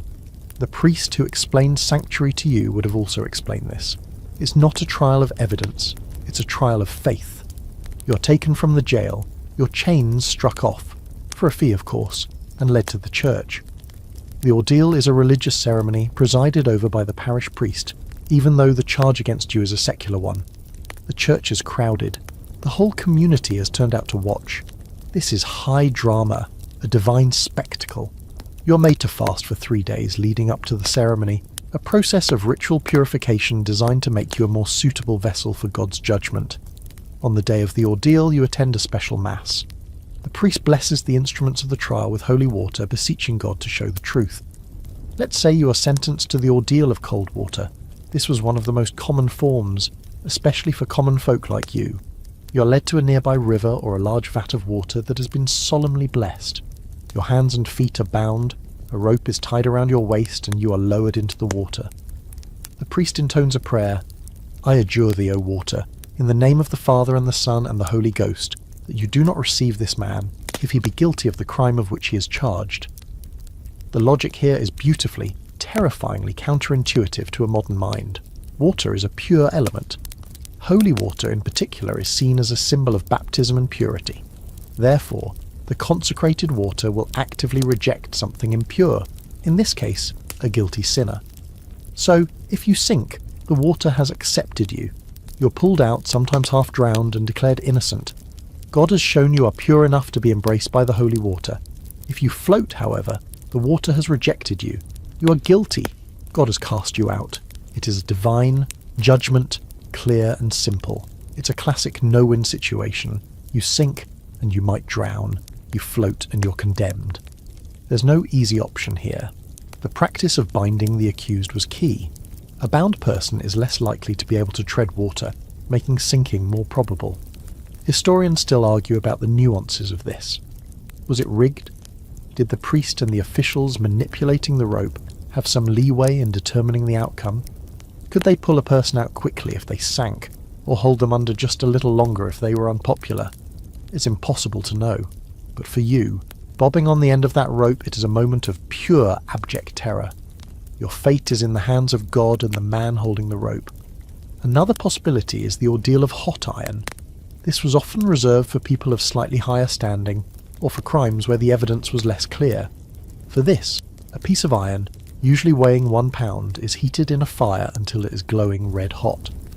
After another round of prayers, you are required to take the fiery iron in your bare hand and carry it for a set distance, usually 9 feet. Your hand is then immediately bound and sealed with the priest's seal. You're sent away for 3 days. On the 3rd day, you are brought back to the church. In front of the assembled crowd, the priest ceremonially unbinds your hand. He then inspects the wound. If the burn is healing cleanly, without festering or infection, it is a sign that God has intervened, miraculously healing his faithful servant. You are innocent. But if the wound is festering, weeping with pus, and inflamed, a near certainty in an age with no understanding of bacteria or antiseptics, it is a sign that God has judged you guilty. Your own corrupt flesh has betrayed you. The quirky thing about these ordeals is that they were not the final sentence. The ordeal only determined guilt or innocence. If you were found guilty, if you floated, or if your hand festered, you were then handed back to the secular authorities, the sheriff and the judges, to receive your punishment. God had acted as the jury. The king's men would now act as the executioner. The ordeals were a powerful tool for social control, relying on a universal belief in divine intervention. But in 1215, a seismic event would change everything. The Pope, at the Fourth Lateran Council, forbade priests from participating in any trial by ordeal. He declared it was wrong to tempt God in this way. Without the priest's blessing and presence, the ordeal lost its legitimacy. It was no longer a divine judgment. It was just a dunking or a burning. Almost overnight, the English legal system had to find a new way to determine guilt, and this crisis would give birth to the ancestor of the modern jury. Let's imagine you are fortunate enough to live after 1215, in a world where the Pope's decree has trickled down to your corner of the kingdom. The ordeal, that terrifying appeal to divine judgment, is no longer an option. This leaves the king's justices in a bit of a bind. They have a jail full of people like you, accused of serious crimes, and no established method for trying them. What replaces the ordeal is initially a messy, improvised system, but it will eventually evolve into something we recognise today, the jury trial. But before we get to that, it's worth noting the other forms of trial that existed alongside the ordeal, reserved for different classes of people. If you were not a lowly villain but a man of noble birth, a knight or a baron, you would never have been subjected to the humiliation of the ordeal by water or iron. A nobleman's honour was considered too precious for such crude tests. Instead, if you were a nobleman accused by another nobleman, you had the right to a completely different and far more dramatic form of trial by combat. This was the ultimate expression of the warrior ethos that underpinned the entire feudal system. It was, quite literally, a duel to the death, with God once again acting as the final referee. The logic was similar to the ordeal. God, it was believed, would not allow the righteous to be defeated. He would grant strength to the arm of the man who was telling the truth, and would desert the perjurer and the false accuser. The two combatants would meet at a designated time and place, often in the castle lists, a specially prepared field. It was a formal, ritualised affair, overseen by the judges and the sheriff. The combatants would swear solemn oaths on holy relics, each calling upon God to witness the truth of their claim. Then, clad in armour and armed with swords, lances or other knightly weapons, they would fight. The fight would continue until one man was either killed, surrendered, or was so badly wounded he could no longer fight, a state known as being craven. The loser was not only defeated physically, but was also judged guilty in the eyes of God and the law. If he survived the combat, he would typically be executed immediately afterwards for his crime and his perjury. It was a brutal, high-stakes system. A quirky and fascinating detail is that trial by combat was not just for criminal accusations. It could also be used to settle disputes over land and property. Two barons arguing over the ownership of a particularly valuable stretch of riverbank could, in theory, settle the matter with a sword fight. Of course, not everyone was a knight. What if you were a commoner who accused a nobleman, or vice versa? You obviously couldn't be expected to fight an armoured knight. In these cases, both parties could hire a champion, a professional fighter who would do battle on their behalf. This turned the trial into a proxy war, with the outcome of the hired fight determining the legal fate of the man who hired him. The profession of a champion was a strange and dangerous one. They were often social outcasts, men who lived by their strength and willingness to risk death for money. Now, let's return to your own trial. In the post-ordeal era, you're not a nobleman, so trial by combat is off the table. And let's imagine that instead of cold water, you were originally fated for the ordeal of fire. This was a slightly different beast from the hot iron. In some versions it involved walking barefoot and blindfolded over a path of red-hot ploughshares. If you completed the walk unburned, you were innocent. The chances of this happening without some form of divine intervention, or perhaps some clever trickery with the heating of the metal, were, to put it mildly, slim. Historians still argue about the prevalence and specific forms these trials took. The ordeal of the accursed morsel, or corsned, is a fringe but fascinating example. The accused, often a priest, had to eat a small piece of consecrated bread or cheese. If he choked on it, or was unable to swallow it, he was judged guilty. The idea was that a guilty throat would constrict under the pressure of such a holy object. It was a divine gag reflex test, and probably relied more on the power of psychological suggestion than anything else. But all of these methods, the water, the iron, the fire, the combat, are now fading into the past. The Pope's decree from Rome has forced a revolutionary change in English law. The judges can no longer ask God to show them the truth directly. They now have to ask your neighbours. The vacuum left by the abolition of the ordeal will be filled by a group of 12 men from your community, a jury of presentment, who will be asked a simple, terrifying question: guilty or not guilty? The age of the divine son are the 12 men standing to one side. They are not robed figures of authority. You recognise some of them. They are freemen from your 100, the administrative area your village belongs to. There's a prosperous farmer, a blacksmith, a tanner whose hands are permanently stained from his work. These are not your immediate neighbours from your tithing. That would be a conflict of interest. But they are men from your wider community. They know your village. They may even know you by sight. This is the jury, and they are about to decide your fate. This new system, born out of the crisis of 1215, is still finding its feet. The judges, lacking the divine proof of the ordeal, turn to the next best thing: local knowledge. They put you on your country, meaning they ask a jury of your countrymen to declare the truth of the matter. The judge turns to the jury foreman. What say you of this man, accused of the theft of a loaf of bread from the baker of his village? This is not a modern trial. There are no lawyers arguing for the prosecution and defence. There is no beyond a reasonable doubt. The concept of evidence, as we know it, is in its infancy. The primary evidence against you is the simple fact that you are here. You are accused by a grand jury, another group of local men, and held in jail. This already creates a strong presumption of guilt. The trial itself is a swift, brutal affair. The clerk reads the charge against you. The baker might be called to give a brief statement. Someone from your village might attest that the hue and cry was raised and you were caught. That's it. There is no cross-examination. You're not expected to give a lengthy defence. You might be asked a single question: what say you? To which you are expected to simply plead your guilt or innocence. The jury's job is not to weigh complex legal arguments. Their role is to draw on their collective local knowledge. They are in essence a panel of expert witnesses on the subject of you. When they retire to a corner to deliberate, they are not just considering the facts of the bread theft. They are discussing your reputation. Is he known as an honest man, a hard worker who fell on desperate times? Or is he known to be a drunkard, a brawler, a lazy good-for-nothing? Has he been in trouble before? Is his family respected? Does he pay his debts? Your entire life is now the subject of their debate. It is a trial by character. This is where the line between justice and popularity becomes terrifyingly thin. If you are well liked, from a good family, and have a reputation for piety and hard work, the jury might be inclined to believe you are innocent, or at least that your crime was an aberration born of desperation. They might decide to show mercy, but if you are an outsider, a man with few friends, known for being quarrelsome or impious, they are far more likely to believe you're capable of the crime. Their verdict will be based as much on gossip and reputation as on the facts of the case.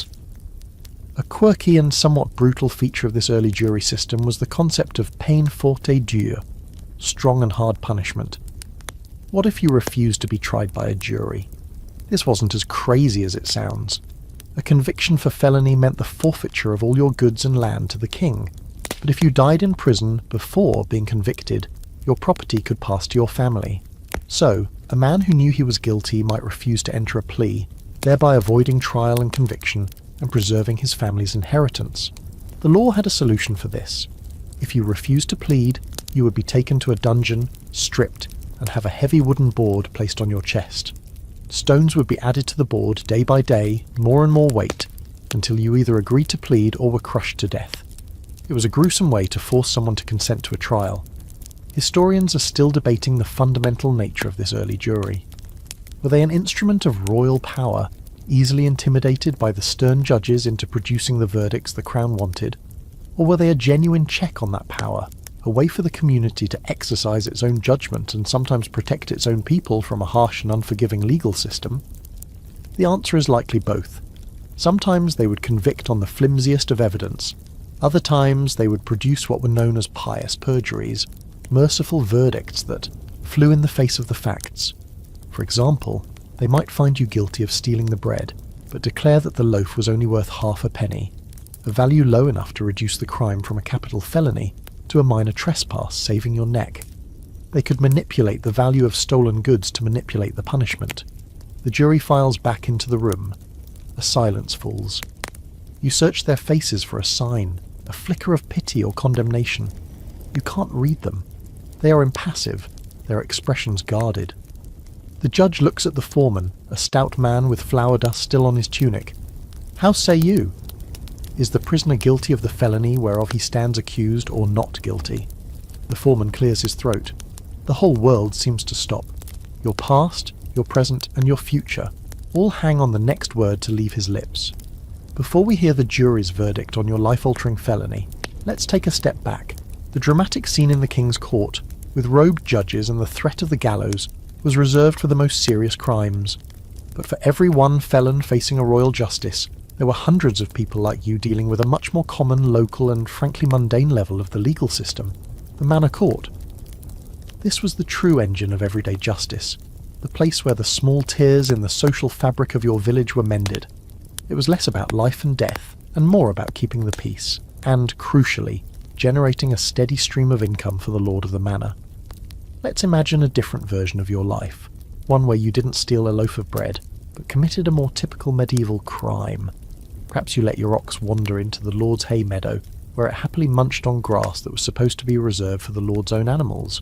Or maybe you failed to show up for your required boon work, the unpaid labour you owed your lord during the harvest season. These were not felonies. These were trespasses and failures of obligation, and they were the bread and butter of the manor court. The court itself was usually held in the great hall of the lord's manor house, or sometimes even in the village church. It would convene every few weeks, presided over by the lord's steward, a man of considerable local power. All the tenants of the manor, including you, were required to attend. It was part court, part administrative meeting, and part community gathering. The proceedings were conducted in a mixture of Norman French, the language of the elite, and Latin, the language of the record keepers, but the accusations and defences would have been argued in your own plain English. The jury here was different too. It was a homage, a jury of your fellow villains, your direct neighbours. They knew everything about everyone. When a case was brought, they were the ones who would determine the facts. The reeve, acting as a sort of prosecutor, might present the charge. We present that on the Tuesday after Michaelmas, this man's pigs broke through a weak fence and rooted up the barley in his neighbour's field. The jury of your peers would then be asked, is this true? They didn't need a lengthy investigation. They lived there. They saw the pigs. They heard the argument. They would deliver their verdict, and the steward would pronounce the penalty. The penalties were almost always financial. There was no jail time for letting your pigs run wild. Instead, you would be immersed, which means you would be ordered to pay a fine to the Lord. The size of the fine depended on the severity of the offence. A stray pig might cost you a penny. Repeatedly failing to maintain your portion of the common fence might cost you sixpence. These fines, all meticulously recorded in the manor court rolls, which are now a goldmine for historians, added up to a significant source of revenue for the Lord. Justice was profitable. One of the most common offences you'd see in these courts was for brewing bad ale. The alewife, the woman who brewed for the village, was a vital community figure, but her product was subject to quality control. The manor would appoint official ale tasters, or ale conners, whose job it was to sample the latest batch.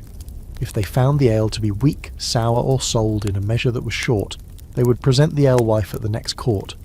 She'd be fined, and the bad batch might even be ceremonially poured into the street.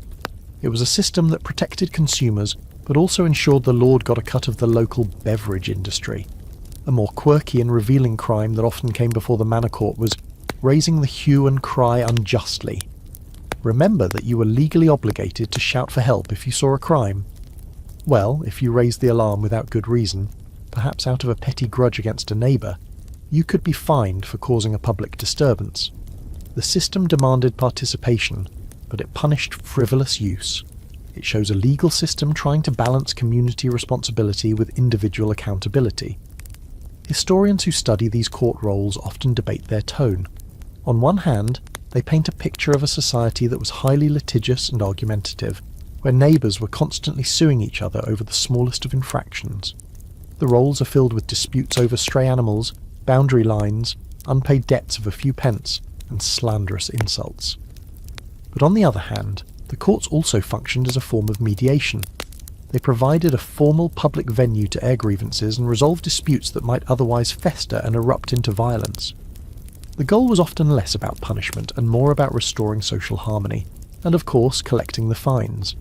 So, while one version of you is standing terrified before a royal judge, this other version of you is shuffling his feet in the manor hall waiting for his turn. You're accused of ploughing too far into the common land, encroaching by about 2 feet on a strip that belonged to your neighbour. The jury, men you have known your whole life, confers for a moment. They all agree you did it. The steward fixes you with a stern gaze. You're in the Lord's mercy, he declares. You are immersed 3 pence. You sigh in relief. 3 pence is a lot. It's a day's wages. But it's not the gallows. You will pay the fine, grumble about it for a week, and be more careful with your ploughing next time. This was the rhythm of justice for most people, a constant low level, negotiation of rules and fines that kept the complex machinery of the village running, one stray pig at a time. Let's snap back to the high-stakes drama in the King's Court.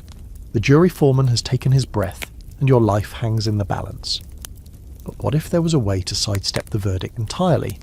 A legal loophole, a clever trick that could snatch you from the jaws of secular justice just when they were about to close. For a certain class of criminal there was. It was called benefit of clergy, and it was one of the most fascinating and contentious features of the medieval legal landscape. This privilege stemmed from the long-standing power struggle between the church and the crown. For centuries, they had battled over who had ultimate authority. A key victory for the church was establishing the principle that they had the right to try any ordained clergyman in their own ecclesiastical courts, under their own, more lenient canon law. Church courts could not sentence a man to death. Their punishments were focused on penance, fines, or degradation, being stripped of clerical status. So, for a priest who committed a crime, getting tried by the church instead of the king was a life or death matter. But the definition of clergyman, or cleric, became wonderfully, exploitably broad. In the early days it included not just priests and monks, but anyone in a minor church-related role, a deacon, a cantor, a doorkeeper, even a student at a church-run school. As literacy was almost exclusively the domain of the church, the system eventually evolved a simple, if rather absurd, test. If you could read, you were probably a cleric, and so the reading test was born. Imagine this. The jury foreman declares guilty. A gasp ripples through the crowd. The judge prepares to pronounce the death sentence. But at that moment, you, the convicted felon, make a desperate claim. You cry out, "I claim benefit of clergy!" A hush falls over the court. The judge, bound by law, must now test your claim. He cannot simply ask for your ordination papers. The system has become a legal fiction. He must see if you can read. An official, often the bishop's representative, steps forward holding a book, usually a psalter, a book of psalms from the Bible. He opens it to a specific designated passage. This passage became so famous that it was known to all as the neck verse. If you could save your neck by reading it, this was the text that would do it. It was almost always the first verse of Psalm 51. Miserere mei, Deus, secundum magnam misericordiam tuum. O God, have mercy upon me, according to thy great mercy. This is the moment of truth. The book is held before you. All you have to do is read the Latin words aloud. The judge and the officials listen intently. If you can stumble through the verse, even with a heavy accent and poor pronunciation, you have proven your clergy. The secular court instantly loses jurisdiction over you. The judge cannot sentence you. You are handed over to the custody of the bishop's men to be taken away and dealt with by the far gentler hands of the church court. You have, quite literally, read your way out of a death sentence. It's like using a cheat code you found on a medieval internet forum, which in this case was probably just a worldly priest tipping you off. Of course, the system was ripe for abuse. A literate highwayman or a well-read burglar could commit crimes knowing that, if caught, they had a powerful get-out-of-jail-free card. Many criminals who were not clerics in any meaningful sense would deliberately memorize the neck verse, practicing it over and over until they could recite it by heart. This led to a countermeasure. The official would sometimes point to a different verse to see if the claimant was truly literate, or had just memorized the key passage. Historians still debate the social impact of this clerical privilege. Was it a source of deep resentment among the illiterate majority, who saw it as one law for the educated and another for the poor? Absolutely. The court records are full of complaints about counterfeit clerics who were escaping justice. On the other hand, some argue it acted as an accidental and much needed mechanism for mercy in an otherwise brutally rigid legal system. It gave judges a way to spare a man they felt was not deserving of death, without officially contradicting a guilty verdict. A judge might quietly suggest that a young first-time offender should try claiming clergy, effectively nudging him towards the loophole. A quirky fringe detail is what happened after you were handed over to the church.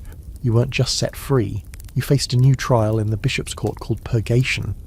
Here, you would swear your innocence and be required to produce 12 compurgators, or oath helpers, who would swear that they believed your oath was true. Given that you were a self-proclaimed cleric, finding 12 friendly churchmen to vouch for you was often not that difficult. If you successfully purged yourself, you were often set free after some penance. If you failed, you might be imprisoned in the bishop's own prison for a number of years, a grim but still preferable alternative to the gallows.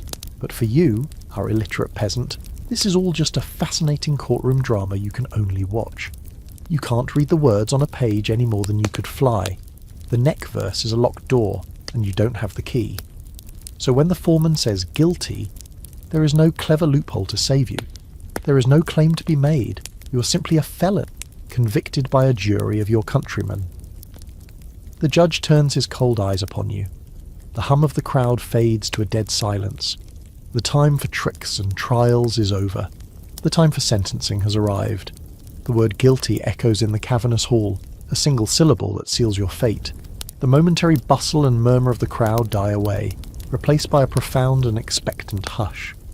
This is the moment they have all been waiting for. The legal process, with its rituals and formalities, is over. Now comes the raw, terrible finality of judgment. The judges, who had been conferring in low tones, now sit upright. The Chief Justice, a man whose face seems to be carved from ancient, unforgiving stone, fixes his eyes on you. He is no longer just a man, he is the voice of the king, the embodiment of a power so vast and absolute it feels like a force of nature. You stand alone, exposed in the centre of the hall. Your hands are bound before you. The jailer's men stand close, their presence a heavy physical certainty. You look for your family in the crowd, but you can't see them. Perhaps they couldn't bear to watch this part. Or perhaps they are lost in the sea of faces, all turned towards you, their expressions a morbid cocktail of pity, fear, and fascination. To them, you are a story, a cautionary tale that will be told over ale tonight and whispered to misbehaving children for years to come. You stole a loaf of bread, and now your life is about to be unravelled in front of the entire county. The judge does not speak to you. He speaks to the court, his voice loud and clear, resonating with an authority that brooks no argument. He begins by reciting the crime, stripping it of any humanity or desperation. It is presented as a cold, hard fact, a felony committed against the king's peace. For that you, a common thief, did by force and arms feloniously steal, take, and carry away one loaf of bread of the value of 1 penny from the property of the baker. The formal legalistic language makes your desperate act of hunger sound like a calculated assault on the very foundations of the kingdom. He might then deliver a short, stern speech. He'll talk of the sanctity of property, the importance of order, and the king's sworn duty to protect his subjects from men like you. He is not just sentencing you, he is reinforcing the social order for everyone present. Your punishment is not just for you, it is a lesson for them. It is a piece of public theatre designed to demonstrate the power and the reach of the law. And then he delivers the sentence. For a felony like grand larceny, which your crime technically is, despite the low value the jury might have assigned it, the sentence is not a range of options. It is fixed. It is absolute.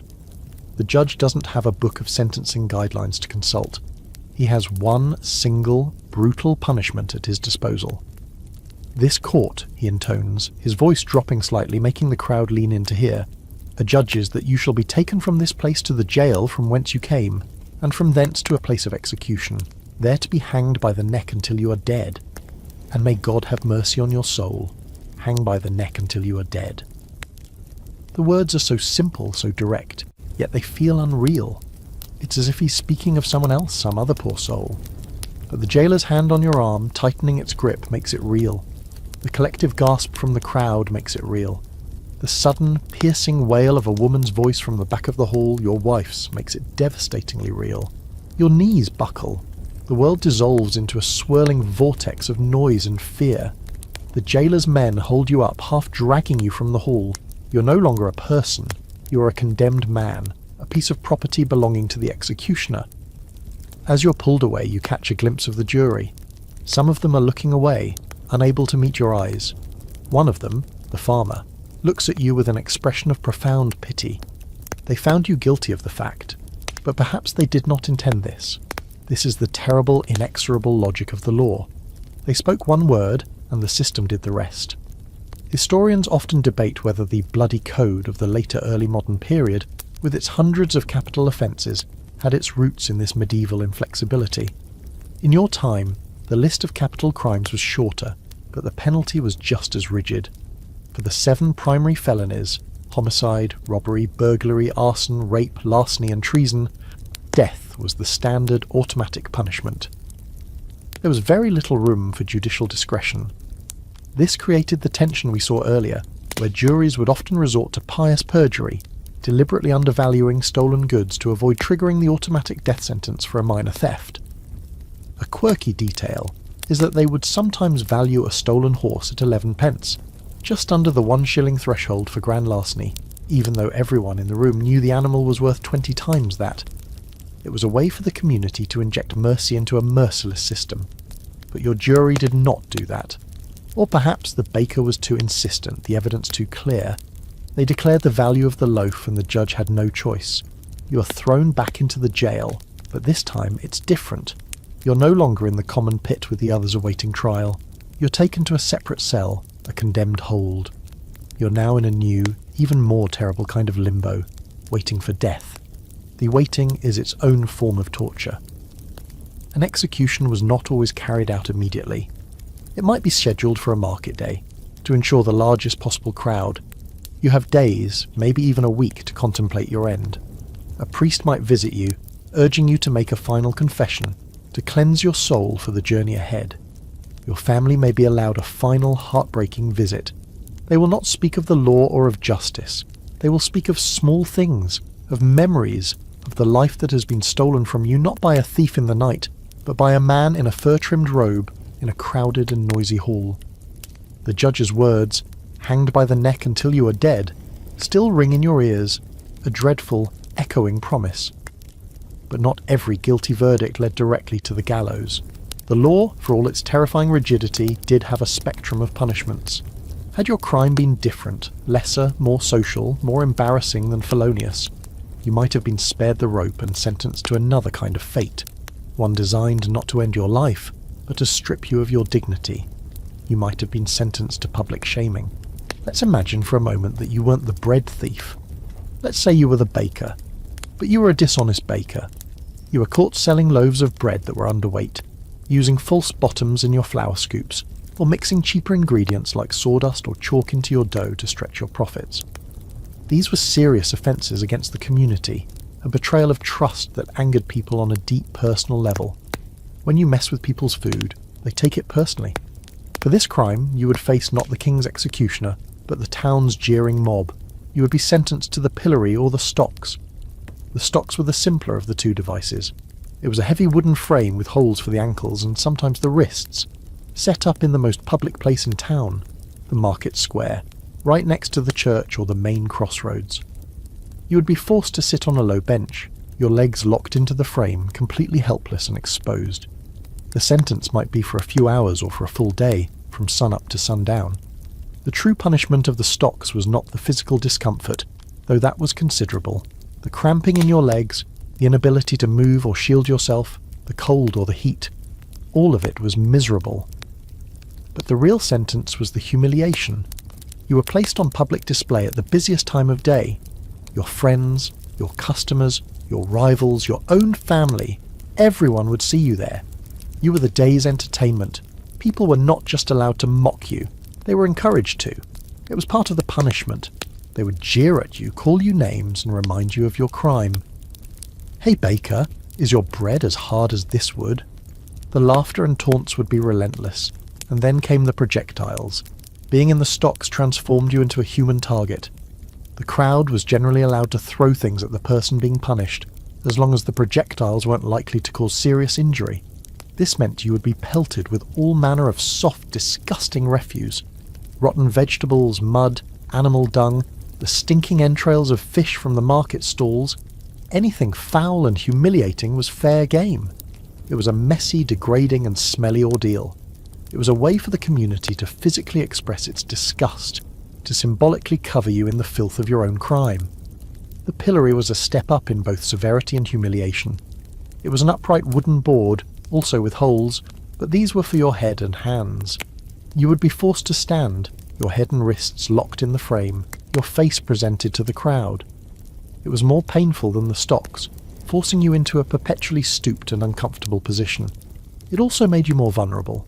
You couldn't see who was throwing what, and you couldn't use your hands to shield your face. A quirky but important legal detail about the pillory was that the punishment could sometimes be tailored to the crime. A man convicted of selling bad wine might be forced to drink a large quantity of it, and have the rest poured over his head while in the pillory. A dishonest tailor might have his shoddy garments hung all around him. In your case as the dishonest baker, they might hang a string of your underweight loaves around your neck, a clear and visible advertisement of your specific sin. Historians debate the true purpose of these public punishments. Were they primarily about deterrence, a stark warning to others who might be tempted to cheat their neighbours? Or were they a form of restorative justice, a ritual of reintegration? The theory was that by enduring your public shame, by absorbing the community's anger, you were purging your offence. After the ordeal was over and you were released, filthy and exhausted, you were, in theory, free to rejoin society. You had paid your debt. In practice, of course, the stigma could last a lifetime, but the goal was to correct your behaviour and restore social harmony, not to permanently cast you out. This was a fate often reserved for crimes of commerce and social nuisances. Butchers who sold tainted meat, merchants who used false weights, forgers, and even perjurers might all find themselves in the pillory. It was a punishment that fit the crime because it attacked the criminal's reputation, the very thing a merchant or tradesman relied on. After a day in the pillory, it would be a long time before anyone trusted your bread again. So, while one version of you is in the condemned cell contemplating oblivion, this other dishonest baker version of you is spending a long, miserable day in the town square, covered in rotten cabbage and the scorn of his neighbours. It is a terrible, painful, and deeply shameful experience. But as the sun sets and the turnkey finally unlocks the wooden frame, you know one thing for certain. You are still alive, and as you stumble home, vowing to bake the honestest, heaviest loaves of bread this town has ever seen, you know you've been given a second chance. A filthy, stinking, humiliating second chance. The gallows loom as your most likely fate, and the stocks represent a path of public shame you did not take. But there was a third path, a middle ground of punishment that lay between social humiliation and outright execution. This was the realm of judicial mutilation, or membrum pro membro, limb for limb. It was a form of justice written not on the court rolls but directly onto the body of the criminal.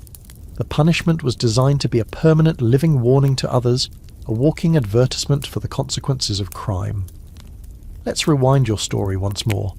Imagine your crime was not the simple theft of a loaf, but something more serious, yet not quite deemed worthy of the rope. Perhaps you were caught poaching on the king's land. Not a great stag, which would mean death, but a number of rabbits. Or maybe you were convicted of forging official documents, a crime that struck at the heart of the administration of the realm. For these kinds of offences, or if you were a repeat offender whose petty crimes were escalating, the judge might decide that a fine was too lenient but death was too severe. He would sentence you to lose a part of yourself. The scene would be brutally public, just like an execution or a day in the pillory. You would be taken from the court to a scaffold erected in the market square. A crowd would gather, drawn by the morbid promise of blood and official violence. You would be forced onto the platform, your hands bound. The executioner, a man who doubled as the town torturer and general enforcer of physical punishment, would be waiting. He wouldn't be a masked figure in black. More likely, he'd be a burly local butcher or blacksmith, someone with strong arms and a stronger stomach, moonlighting for a fee. If your crime was forgery, a crime of the hand, the punishment would fit. Your right hand, the hand that held the pen and committed the crime, would be placed on a wooden block. The executioner would take a heavy sharp axe or a cleaver, and with one or two swift brutal blows he would sever it at the wrist. The pain would be instantaneous and unimaginable, a blinding white-hot agony that would consume your entire world. If you were a known perjurer, someone who had sworn a false oath, the punishment might be for your tongue. The executioner would use a pair of hot pincers to pull your tongue from your mouth and cut a piece of it off. For lesser crimes of speech, like spreading malicious rumours that undermined the Lord's authority, you might be sentenced to lose an ear. If you were a spy or an informant caught in the act, you could be blinded, your eyes gouged out or pierced with a hot poker. Each of these punishments was symbolic. The hand that steals or forges is removed. The ear that listens to sedition is cut off. The eye that spies is destroyed. The logic was simple and visceral, but it was also practical. A one-handed man would find it much harder to commit crimes of manual dexterity. A branded man was marked for life, and branding was another common form of this bodily justice. For crimes that were deemed serious enough to warrant a permanent mark but not mutilation, you might be branded with a hot iron. The brand would be shaped into a letter that signified your crime. A T for thief, T-burnus in a Latinate form referring to the famous gallows, an F for felon or forger, or a V for vagrant might be seared into your cheek, forehead, or the fleshy part of your thumb. This brand was your criminal record, etched into your skin for all to see. It meant you would be distrusted for the rest of your life. You could never escape your past. Finding work, finding a place to live, even finding a partner would become immensely difficult. You were a marked man. A quirky and lesser-known aspect of this was the so-called benefit of the belly. This was a legal protection afforded exclusively to women. If a woman was sentenced to death or mutilation, she could plead her belly, claiming she was pregnant. If a jury of matrons, a group of experienced local women, examined her and confirmed the pregnancy, her punishment would be postponed until after the child was born. The law held that the innocent fetus could not be punished for the crimes of the mother. This often meant the punishment was delayed so long that it was eventually forgotten or commuted to a lesser sentence. It was one of the very few legal advantages a woman possessed in this patriarchal system. Historians debate how widespread these gruesome punishments were. The court records often simply state the sentence to lose a hand, but they don't describe the aftermath. How many people survived these procedures? In an age without anaesthetic, the shock and pain alone could kill, and without any knowledge of sterilisation or antibiotics, the risk of infection was astronomical. A severed wrist or a gouged eye socket was an open invitation to gangrene and a slow, agonising death. It's highly probable that a sentence of mutilation was often a de facto death sentence, just one that was slower and more painful than the gallows. You are lucky, in a strange way. Your simple crime of theft, your one desperate act, was clean. It put you on a direct path to the gallows. You have been spared this middle ground of living death. You will not have to walk the earth as a maimed and marked man, a permanent outcast, your body a testament to your past sins. Your punishment will be swift and in its own terrible way final. You will not be a walking warning, you will just be a memory. We have followed your journey as a man through the brutal labyrinth of medieval justice. But what if you had been born a woman? Your experience of crime and punishment would have been profoundly different. The law, created and enforced by men, viewed women through a specific and often contradictory lens. You were seen as both more prone to certain types of sin, particularly those of the tongue and of morality, and at the same time, as less responsible for your actions, often legally subsumed under the identity of your husband or father. This meant that while you were shielded from some punishments, you were subjected to others that were uniquely designed for your gender. Let's reimagine the scene. You are not a starving villain stealing bread.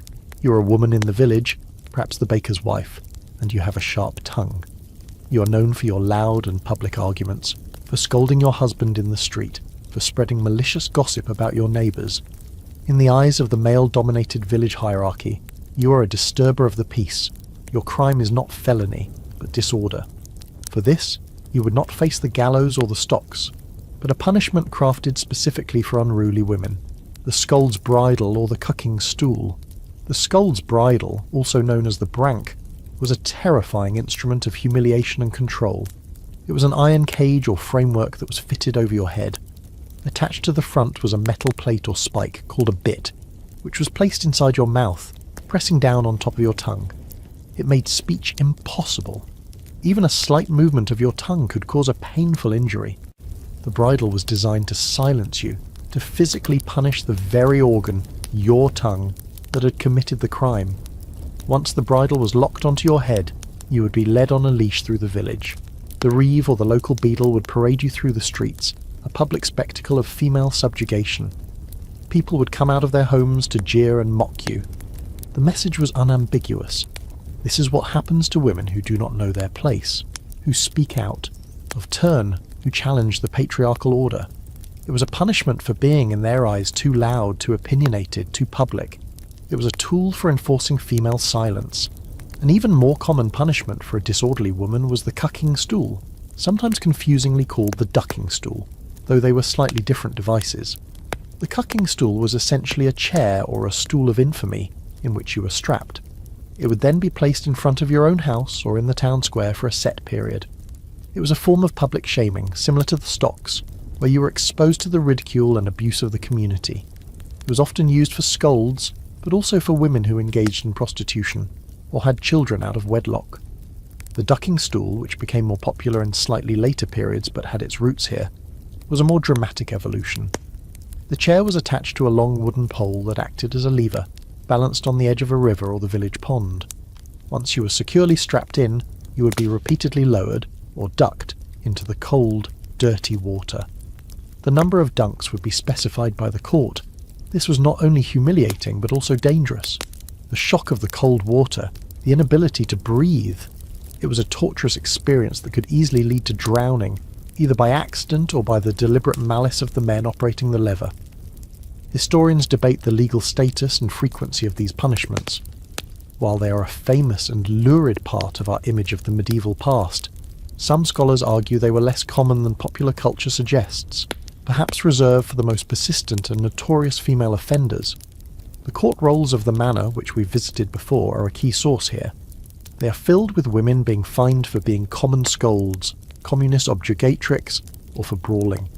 It seems a fine was the more common penalty. These dramatic physical punishments were likely the ultimate sanction when fines and warnings failed to curb the unruly woman's behaviour. A quirky legal concept that affected women was feme covert. Under English common law, when a woman married, her legal identity was essentially merged with her husband's. She became a feme covert, a covered woman. This meant she could not own property in her own name, she could not sign contracts, and she could not sue or be sued. Her husband was legally responsible for her actions. If she committed a minor crime, he could be fined for it. If she committed a more serious crime, it was often presumed that she had acted under his coercion. This could, ironically, offer her some protection. However, this legal covering did not extend to the most serious crimes like treason or murder. For those, a woman stood on her own. So your fate as a medieval woman was a paradox. In some ways, the law treated you as less of a person, a ward of your husband. In other ways, it targeted you with uniquely cruel and misogynistic punishments designed to enforce a specific model of quiet, submissive femininity. Your greatest danger was not in committing a grand felony, but in violating the unwritten social rules of your gender. Stealing bread was a man's crime, a crime of action and provision. Scolding was a woman's crime, a crime of words and social disruption. And for that, you would not get the gallows, but the bridle or the stool, a punishment designed not just to hurt you, but to silence you. Let's return to your original fate. You are a man, you stole the bread, and you have been found guilty of a felony. The judge's sentence of death by hanging echoes in the silence of your condemned cell. The days of waiting are a unique form of torture, a slow-motion fall towards a brutal end.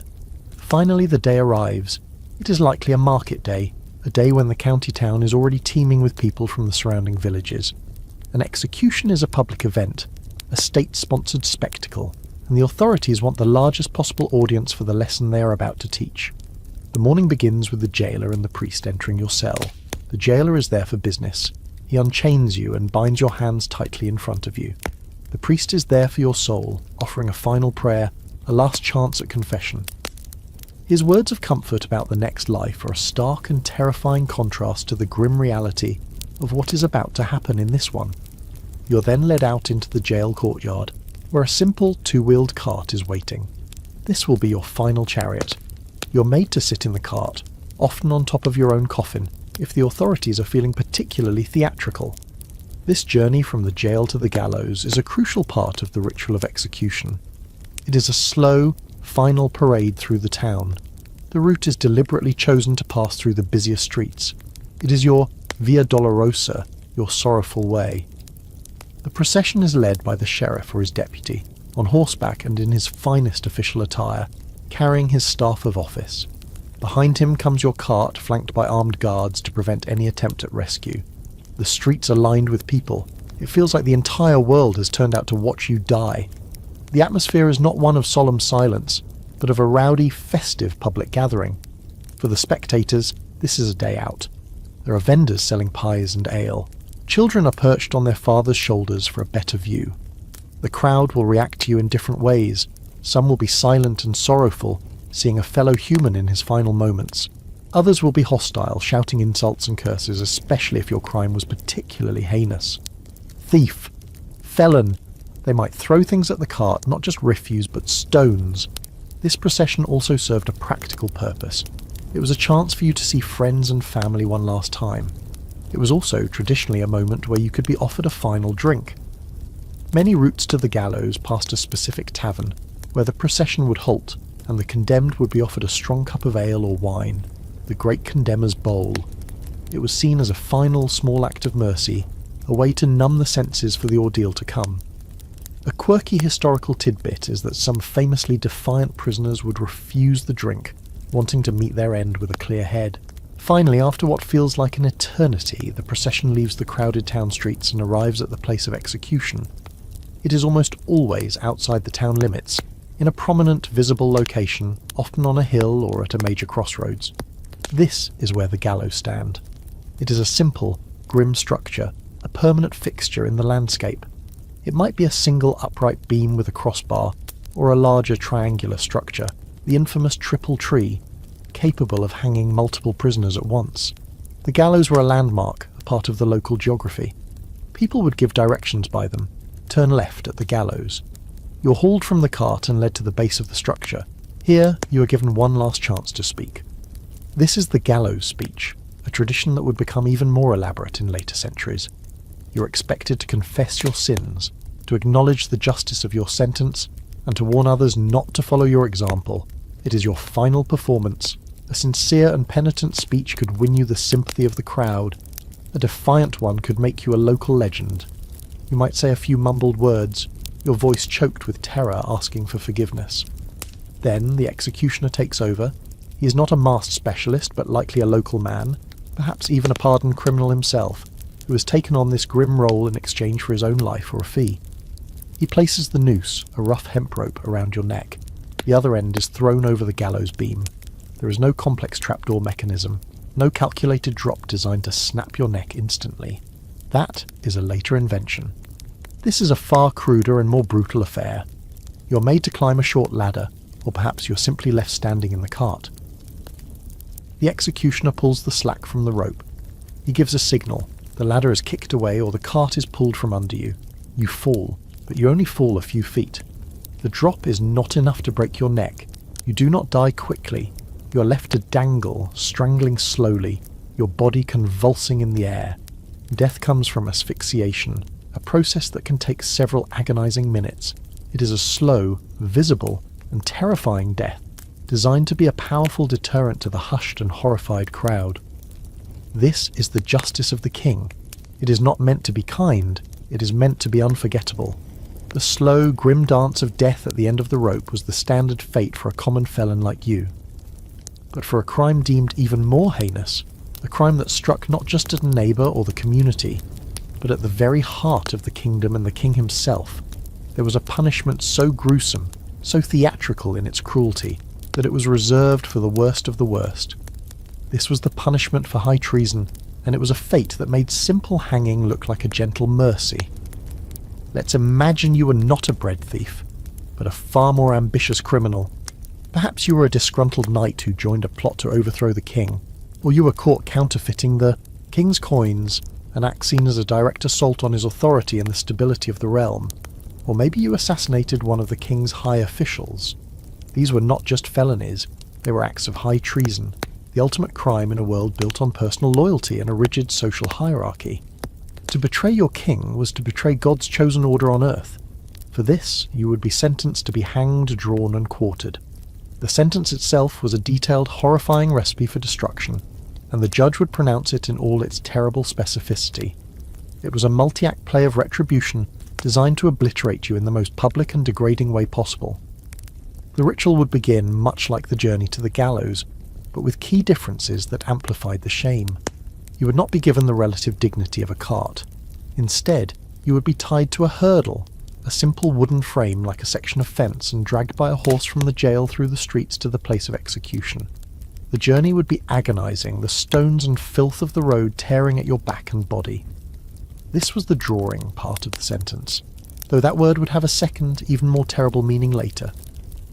When you arrived at the scaffold, the first stage of the execution proper would commence. You would be hanged by the neck, just like a common felon. But, and this is a crucial distinction, you would not be allowed to die. The executioner had the difficult task of hanging you for long enough to cause immense suffering and to bring you to the very brink of death, but then cutting you down while you were still alive. You would crash to the scaffold floor, gasping, choking, your vision swimming, only to find that your ordeal had just begun. While you were still conscious, the most infamous part of the ritual would take place. The executioner would take a knife and in full view of the horrified crowd would disembowel you. He would cut open your abdomen and pull out your entrails.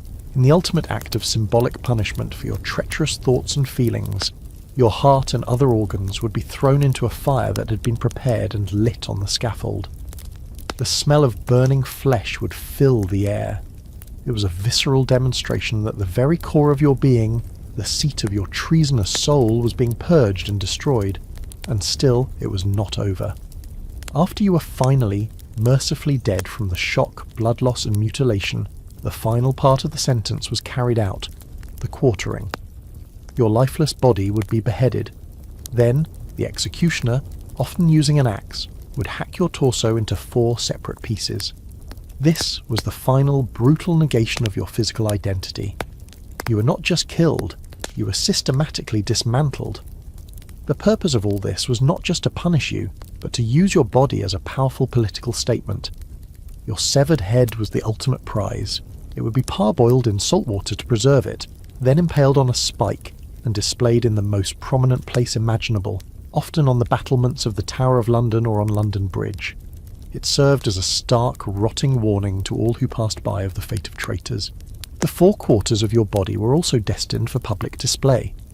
They would be sent to the 4 corners of the kingdom, to be put up in the gates of major cities like York, Bristol, or Newcastle. Your dismembered body became a gruesome map of the king's power, a message that his justice could reach every part of his realm. There would be no grave for you, no Christian burial. Your remains were scattered, denying you the peace of a final resting place and, in the medieval mindset, possibly jeopardizing your soul's journey in the afterlife. This punishment was reserved almost exclusively for men. Women convicted of high treason were typically spared the horrors of disembowelment and quartering, a small mercy born of public decency. Their sentence was usually to be burned at the stake. Historians debate the precise symbolism of this, but it may have been seen as a more purifying death, or simply one that avoided the public spectacle of a woman's naked and mutilated body. This terrible sentence for high treason, codified in law, remained on the books in England for centuries, a chilling testament to the brutality the state was willing to unleash to protect itself. It was the ultimate expression of the law's power over the human body. While you, the bread thief, faced a simple, if terrifying, extinction, the traitor faced a ritual of complete and utter annihilation, a punishment designed to erase him from the world and make his memory a lesson in terror. But what if you didn't make it to the gallows? What if, in that slow, dreadful procession through the crowded streets, something happened? The cart lurches to a stop, blocked by an overturned merchant's wagon. The guards are distracted, shouting at the driver. The crowd surges forward, curious and chaotic.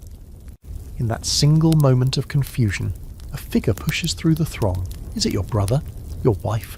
Her face a mask of desperate courage. A knife flashes, a quick sawing motion at the ropes binding your hands. Suddenly you are free. You don't think. You react. You launch yourself from the cart, a blur of motion, and dive into the labyrinth of the city's narrow, stinking alleyways.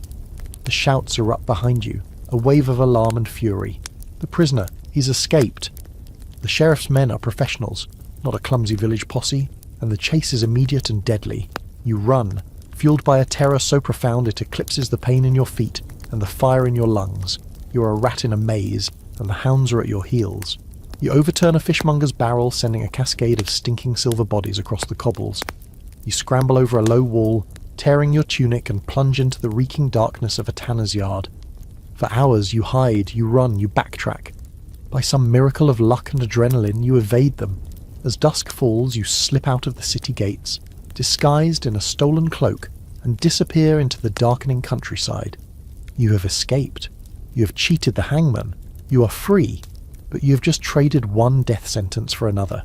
Back in the town, the sheriff is incandescent with rage. Your escape is not just an administrative failure, it's an insult to his authority and to the king's justice.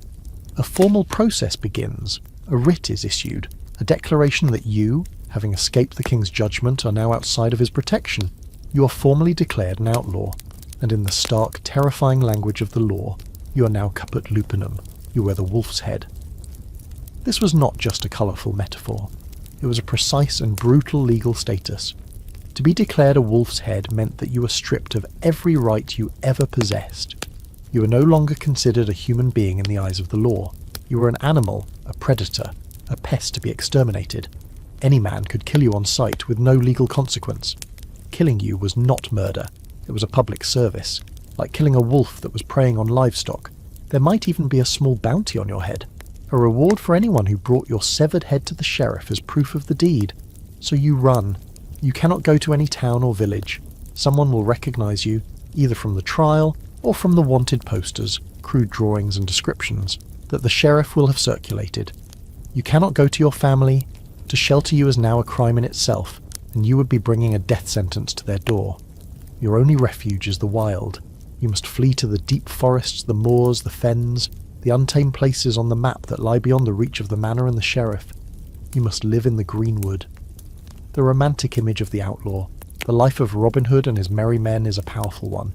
It's a story of freedom, adventure, and righteous rebellion against a corrupt system. But your reality is not a ballad. It's a grim, daily struggle for survival. Your first enemy is hunger. You have no food, no money. You must learn to hunt, to set snares for rabbits and birds. You must learn which roots are edible and which are poison. Poaching, the very crime that could land a man in serious trouble, is now your only means of subsistence. It's the ultimate irony. You must break the law to stay alive, plunging you ever deeper into your criminal status. Your second enemy is the cold. You have only the thin tunic on your back. You must learn to build crude shelters from branches and bracken, to find caves or hollow logs where you can hide from the rain and the biting wind. You're always damp, always shivering. Sickness is a constant threat. A simple fever, a wound that becomes infected. There is no one to care for you. You will die alone, your body undiscovered, food for the very wolves you're now equated with. And your third, most relentless enemy is fear. Every sound in the forest, the snap of a twig, the call of a bird, could be a threat. Is it a deer you could hunt for your next meal? Or is it a bounty hunter creeping through the undergrowth, hoping to claim the price on your wolf's head? You can trust no one. The charcoal burner you stumble upon in a clearing, the wandering friar on a lonely path, are they a source of aid, or are they planning to smash your head with a rock while you sleep? Historians still debate the commonality of this path. While many outlaws were indeed escaped felons like you, the status of outlawry was also the formal punishment for those who, when summoned to court to face an accusation, failed to appear. After being summoned multiple times, if you still didn't show up, you would be declared an outlaw in absentia. So the Greenwood was populated not just by desperate escapees, but also by men who had defied the court from the outset. You might not be alone for long. The forest was a refuge for all kinds of fugitives. You might fall in with a band of other outlaws, a small, desperate brotherhood of wolf's heads. This offers a degree of protection, but it brings its own dangers. These are not the merry men of the stories. They are hard, violent men, often brutalized by their circumstances. A quirky but revealing historical example is the Foleville Gang of the 14th century, a group of outlaws led by a family of disgraced gentry. They weren't robbing from the rich to give to the poor. They were ruthless thugs who ran a protection racket, kidnapped people for ransom, and assassinated their enemies. Your new companions are more likely to be these kinds of men than a group of noble-hearted rebels. You have escaped the rope, but you are now trapped in a different kind of prison, one with no walls but with dangers on every side. You are a ghost, haunting the edges of the society that cast you out. Your name is a curse, your life is forfeit, and your only hope is to survive one more day, one more cold, lonely night as the wolf at the door. Let's return one last time to the gallows. Let's say you did not escape. You were not a traitor, nor were you granted a lesser punishment. You are the simple bread thief, and your execution has been carried out. You have endured the slow, agonizing moments of strangulation, and your body now hangs limp and lifeless at the end of the rope. The crowd, its morbid curiosity satisfied, begins to disperse. The show is over. But your role in the theatre of justice is not quite finished. What happens to your body is the final act, a grim epilogue designed to extend your punishment beyond death itself. In most common cases, the body of an executed felon would be taken down after a period of time and given to the family for a simple burial in unconsecrated ground, often at the crossroads near the gallows. You were denied a proper Christian burial in the churchyard, a significant spiritual punishment in the medieval mind. But your family was at least granted the small mercy of being able to lay your body to rest. But for certain crimes, or if the judge wished to make a particularly powerful and lasting example, your body would be subjected to a final indignity. It would be left hanging, not just for a few hours, but for days, weeks, even months, until it rotted away to bones. And to prevent your family from secretly cutting you down in the night, your corpse might be sentenced to be displayed in a gibbet. A gibbet was an iron cage, custom built to hold a human body. It was a macabre piece of blacksmithing, a lattice of heavy iron straps and rings designed to loosely fit the human form, a cage for the torso, cages for the arms and legs, and one for the head. Your body would be taken down from the gallows, and the local blacksmith, as part of his civic duty, would fit you into this iron exoskeleton. He would hammer the iron straps around your limbs and rivet them shut. You were now permanently sealed within this cage. The gibbet, with your body inside it, would then be hoisted back up onto a tall, sturdy post, often at the very same crossroads as the gallows, or perhaps at a location directly relevant to your crime. If you were a highwayman, your gibbet might be placed at the spot on the road where you committed your robberies. If you were a pirate, you would be gibbeted on the coast at the low tide mark, a warning to all ships that entered the harbour. In your case, a simple thief. Your gibbet would likely loom over the main road into town, a permanent and terrifying welcome sign, and there you would hang. You would become a feature of the landscape, a landmark of terror. The purpose of the gibbet was to be a long-lasting deterrent. An execution was a fleeting event, a memory that would fade. But a body in a gibbet was a constant, unavoidable reminder of the price of crime. Every person who travelled that road, merchants, pilgrims, farmers, children, would look up and see you. The process of your decay would be a slow public spectacle. Birds would come to peck at your flesh. The weather would work on you, the sun baking your skin, the rain washing it away. You would become a skeleton, rattling in your iron cage whenever the wind blew. The creaking of the chains and the clattering of your own bones would be a sound well known to the locals, a grim and constant soundtrack to their lives. It's a profoundly unsettling image, a human wind chime. Historians debate how common this practice, known as gibbeting or hanging in chains, truly was in the medieval period, as it became much more systematically used in the 17th and 18th centuries. However, the legal and symbolic framework for it certainly existed. The idea of post-mortem punishment, of using the corpse as a tool of the state, was well established. Displaying the heads of traitors was a form of gibbeting, and leaving bodies on the gallows to rot was a natural precursor to encasing them in iron for greater longevity. A quirky and gruesome fringe detail of this practice concerns the superstitions that grew up around gibbeted bodies. The corpse of an executed criminal was believed to possess a strange and powerful magic. A chip of bone, a scrap of clothing, or even the moss that grew on the rotting remains was thought to have curative properties. Ailments like toothaches or skin diseases were sometimes treated by touching a piece of a gibbeted corpse. The Hand of Glory, the dried and pickled hand of a hanged man, was a highly sought-after magical artifact for thieves, believed to have the power to put the inhabitants of a house to sleep. So, your rotting body could become a source of both terror and folk magic, a bizarre and ghoulish local resource. As you hang there in your iron cage, you're no longer the man who stole a loaf of bread out of desperation. You have been transformed into a symbol. You're a warning, a piece of state propaganda written in flesh and bone.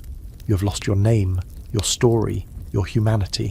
You are just the body on the gibbet, a source of nightmares for children, and a grim reminder to all who pass by of the long, brutal arm of the law. Your final resting place is not the quiet earth, but the open sky. Your bones a final, silent sermon on the consequences of stepping out of line in a world that demanded order above all else. And so we arrive at the end. Whether you're swinging in an iron cage, your bones a stark lesson against the grey sky, or lying undiscovered in the deep woods, a wolf's head finally at peace, or walking into the sea at Dover, a man with no name and no future, the result is the same. You have been erased. Your story, which began with a simple, desperate pang of hunger in a cold hut, has been consumed by the vast, impersonal machinery of medieval justice. All the paths we walked, the chase, the sanctuary, the jail, the trial, all led here to your removal from the world of the living and the remembered. This entire system, this grand and gruesome public theatre, was built on one fundamental principle: communication. In a world where most people could not read, where there were no newspapers or rolling news channels, the power of the state had to be written in a language everyone could understand. It was written on the body of the criminal. Your suffering was a sermon. Your execution was a front-page story. The stocks, the pillory, the branding iron, the gallows, the executioner's block, these were the printing presses of the king's authority. and your body was the ink and paper. Every ritual was designed to send a clear, unambiguous message. This is the order of things, this is the price of descent, and there is no escaping the king's reach. Historians still argue whether this theatre of terror was truly effective at deterring crime, or if it simply bred a familiarity and callousness towards violence. Did the crowd gathered at the gallows truly go home chastened and determined to live a more lawful life? Or did the festive atmosphere, the pies and the ale, turn the whole affair into just another form of brutal entertainment? It likely did both. For some, your fate was a terrifying lesson. For others, it was a thrilling spectacle, a story to be told and embellished, your final, agonizing moments becoming a piece of local folklore. The line between solemn warning and popular amusement was perilously thin. In a world so defined by judgment and damnation, both earthly and divine, it's no surprise that a whole economy of hope and relief sprang up in the shadows. Alongside the formal legal system, there existed a bustling trade in mercy, run by a fascinating and often dubious cast of characters, the pardoners. These men, sometimes legitimate but often freelance charlatans, travelled from town to town selling papal indulgences and official-looking pardons. A quirky and revealing detail is that they often carried relics, a pig's bone passed off as a saint's finger, a scrap of sailcloth claimed to be from St. Peter's boat, which they claimed could offer spiritual protection. For a few pennies, they offered a desperate population a sliver of hope, a belief that mercy could be bought, that a loophole could be found not just in the king's law, but in God's as well. They were selling a product that everyone craved, a second chance. But for you, there were no more second chances. Your story is a journey through a system of control built on a foundation of interlocking fears. The fear of starvation drove you to your crime. The fear of your neighbours, your tithing, drove them to hunt you. The fear of the king's wrath animated the sheriff and the judges, and the fear of God's final judgment underpinned every ordeal, every oath, every prayer whispered in the condemned cell. It was a world held together by fear, a social contract signed in terror. The wind and the rain that wore away at your bones in the gibbet also wore away at the stones of the castles and the certainty of the age. Slowly, over centuries, the ideas began to change. The ordeal faded, the jury took root, and the belief in a justice system based on evidence rather than divine signs began its long, slow march. The public spectacle of the body gave way to the closed-off world of the prison, the sentence of death replaced by the sentence of confinement. The world you knew, with its raw and visible brutality, eventually dissolved into the pages of the history we've been exploring tonight. Your personal tragedy, your desperate theft, became a single anonymous data point in a long and complicated story of how we learned to police ourselves. And now, as our journey through that harsh and unforgiving landscape comes to its final, quiet end, let the vivid images of the past begin to soften and fade. The grim silhouette of the gallows recedes into a distant mist, and the angry shouts of the mob are carried away on a gentle breeze, becoming nothing more than a faint and distant murmur. The cold stone of the jail dissolves, replaced by the warmth and the softness that surrounds you now, in the safety of your own quiet space. Feel the weight of your own body, comfortable and at peace, a feeling of security that was a luxury few in our story could ever have known. Let go of the fear and the desperation of that other time, and allow your mind to drift back to the present moment, to the gentle hum of the fan, to the steady rhythmic sound of your own quiet breathing. The past is a story, a collection of echoes, but it has no power here. Here, in the stillness of your room, there is only calm. There is only the gentle pull of sleep, an invitation to a world of dreams far kinder than the history we have just left behind. Let your thoughts become light, like clouds drifting across a silent moonlit sky, and allow yourself to float peacefully into a deep and truly restorative rest.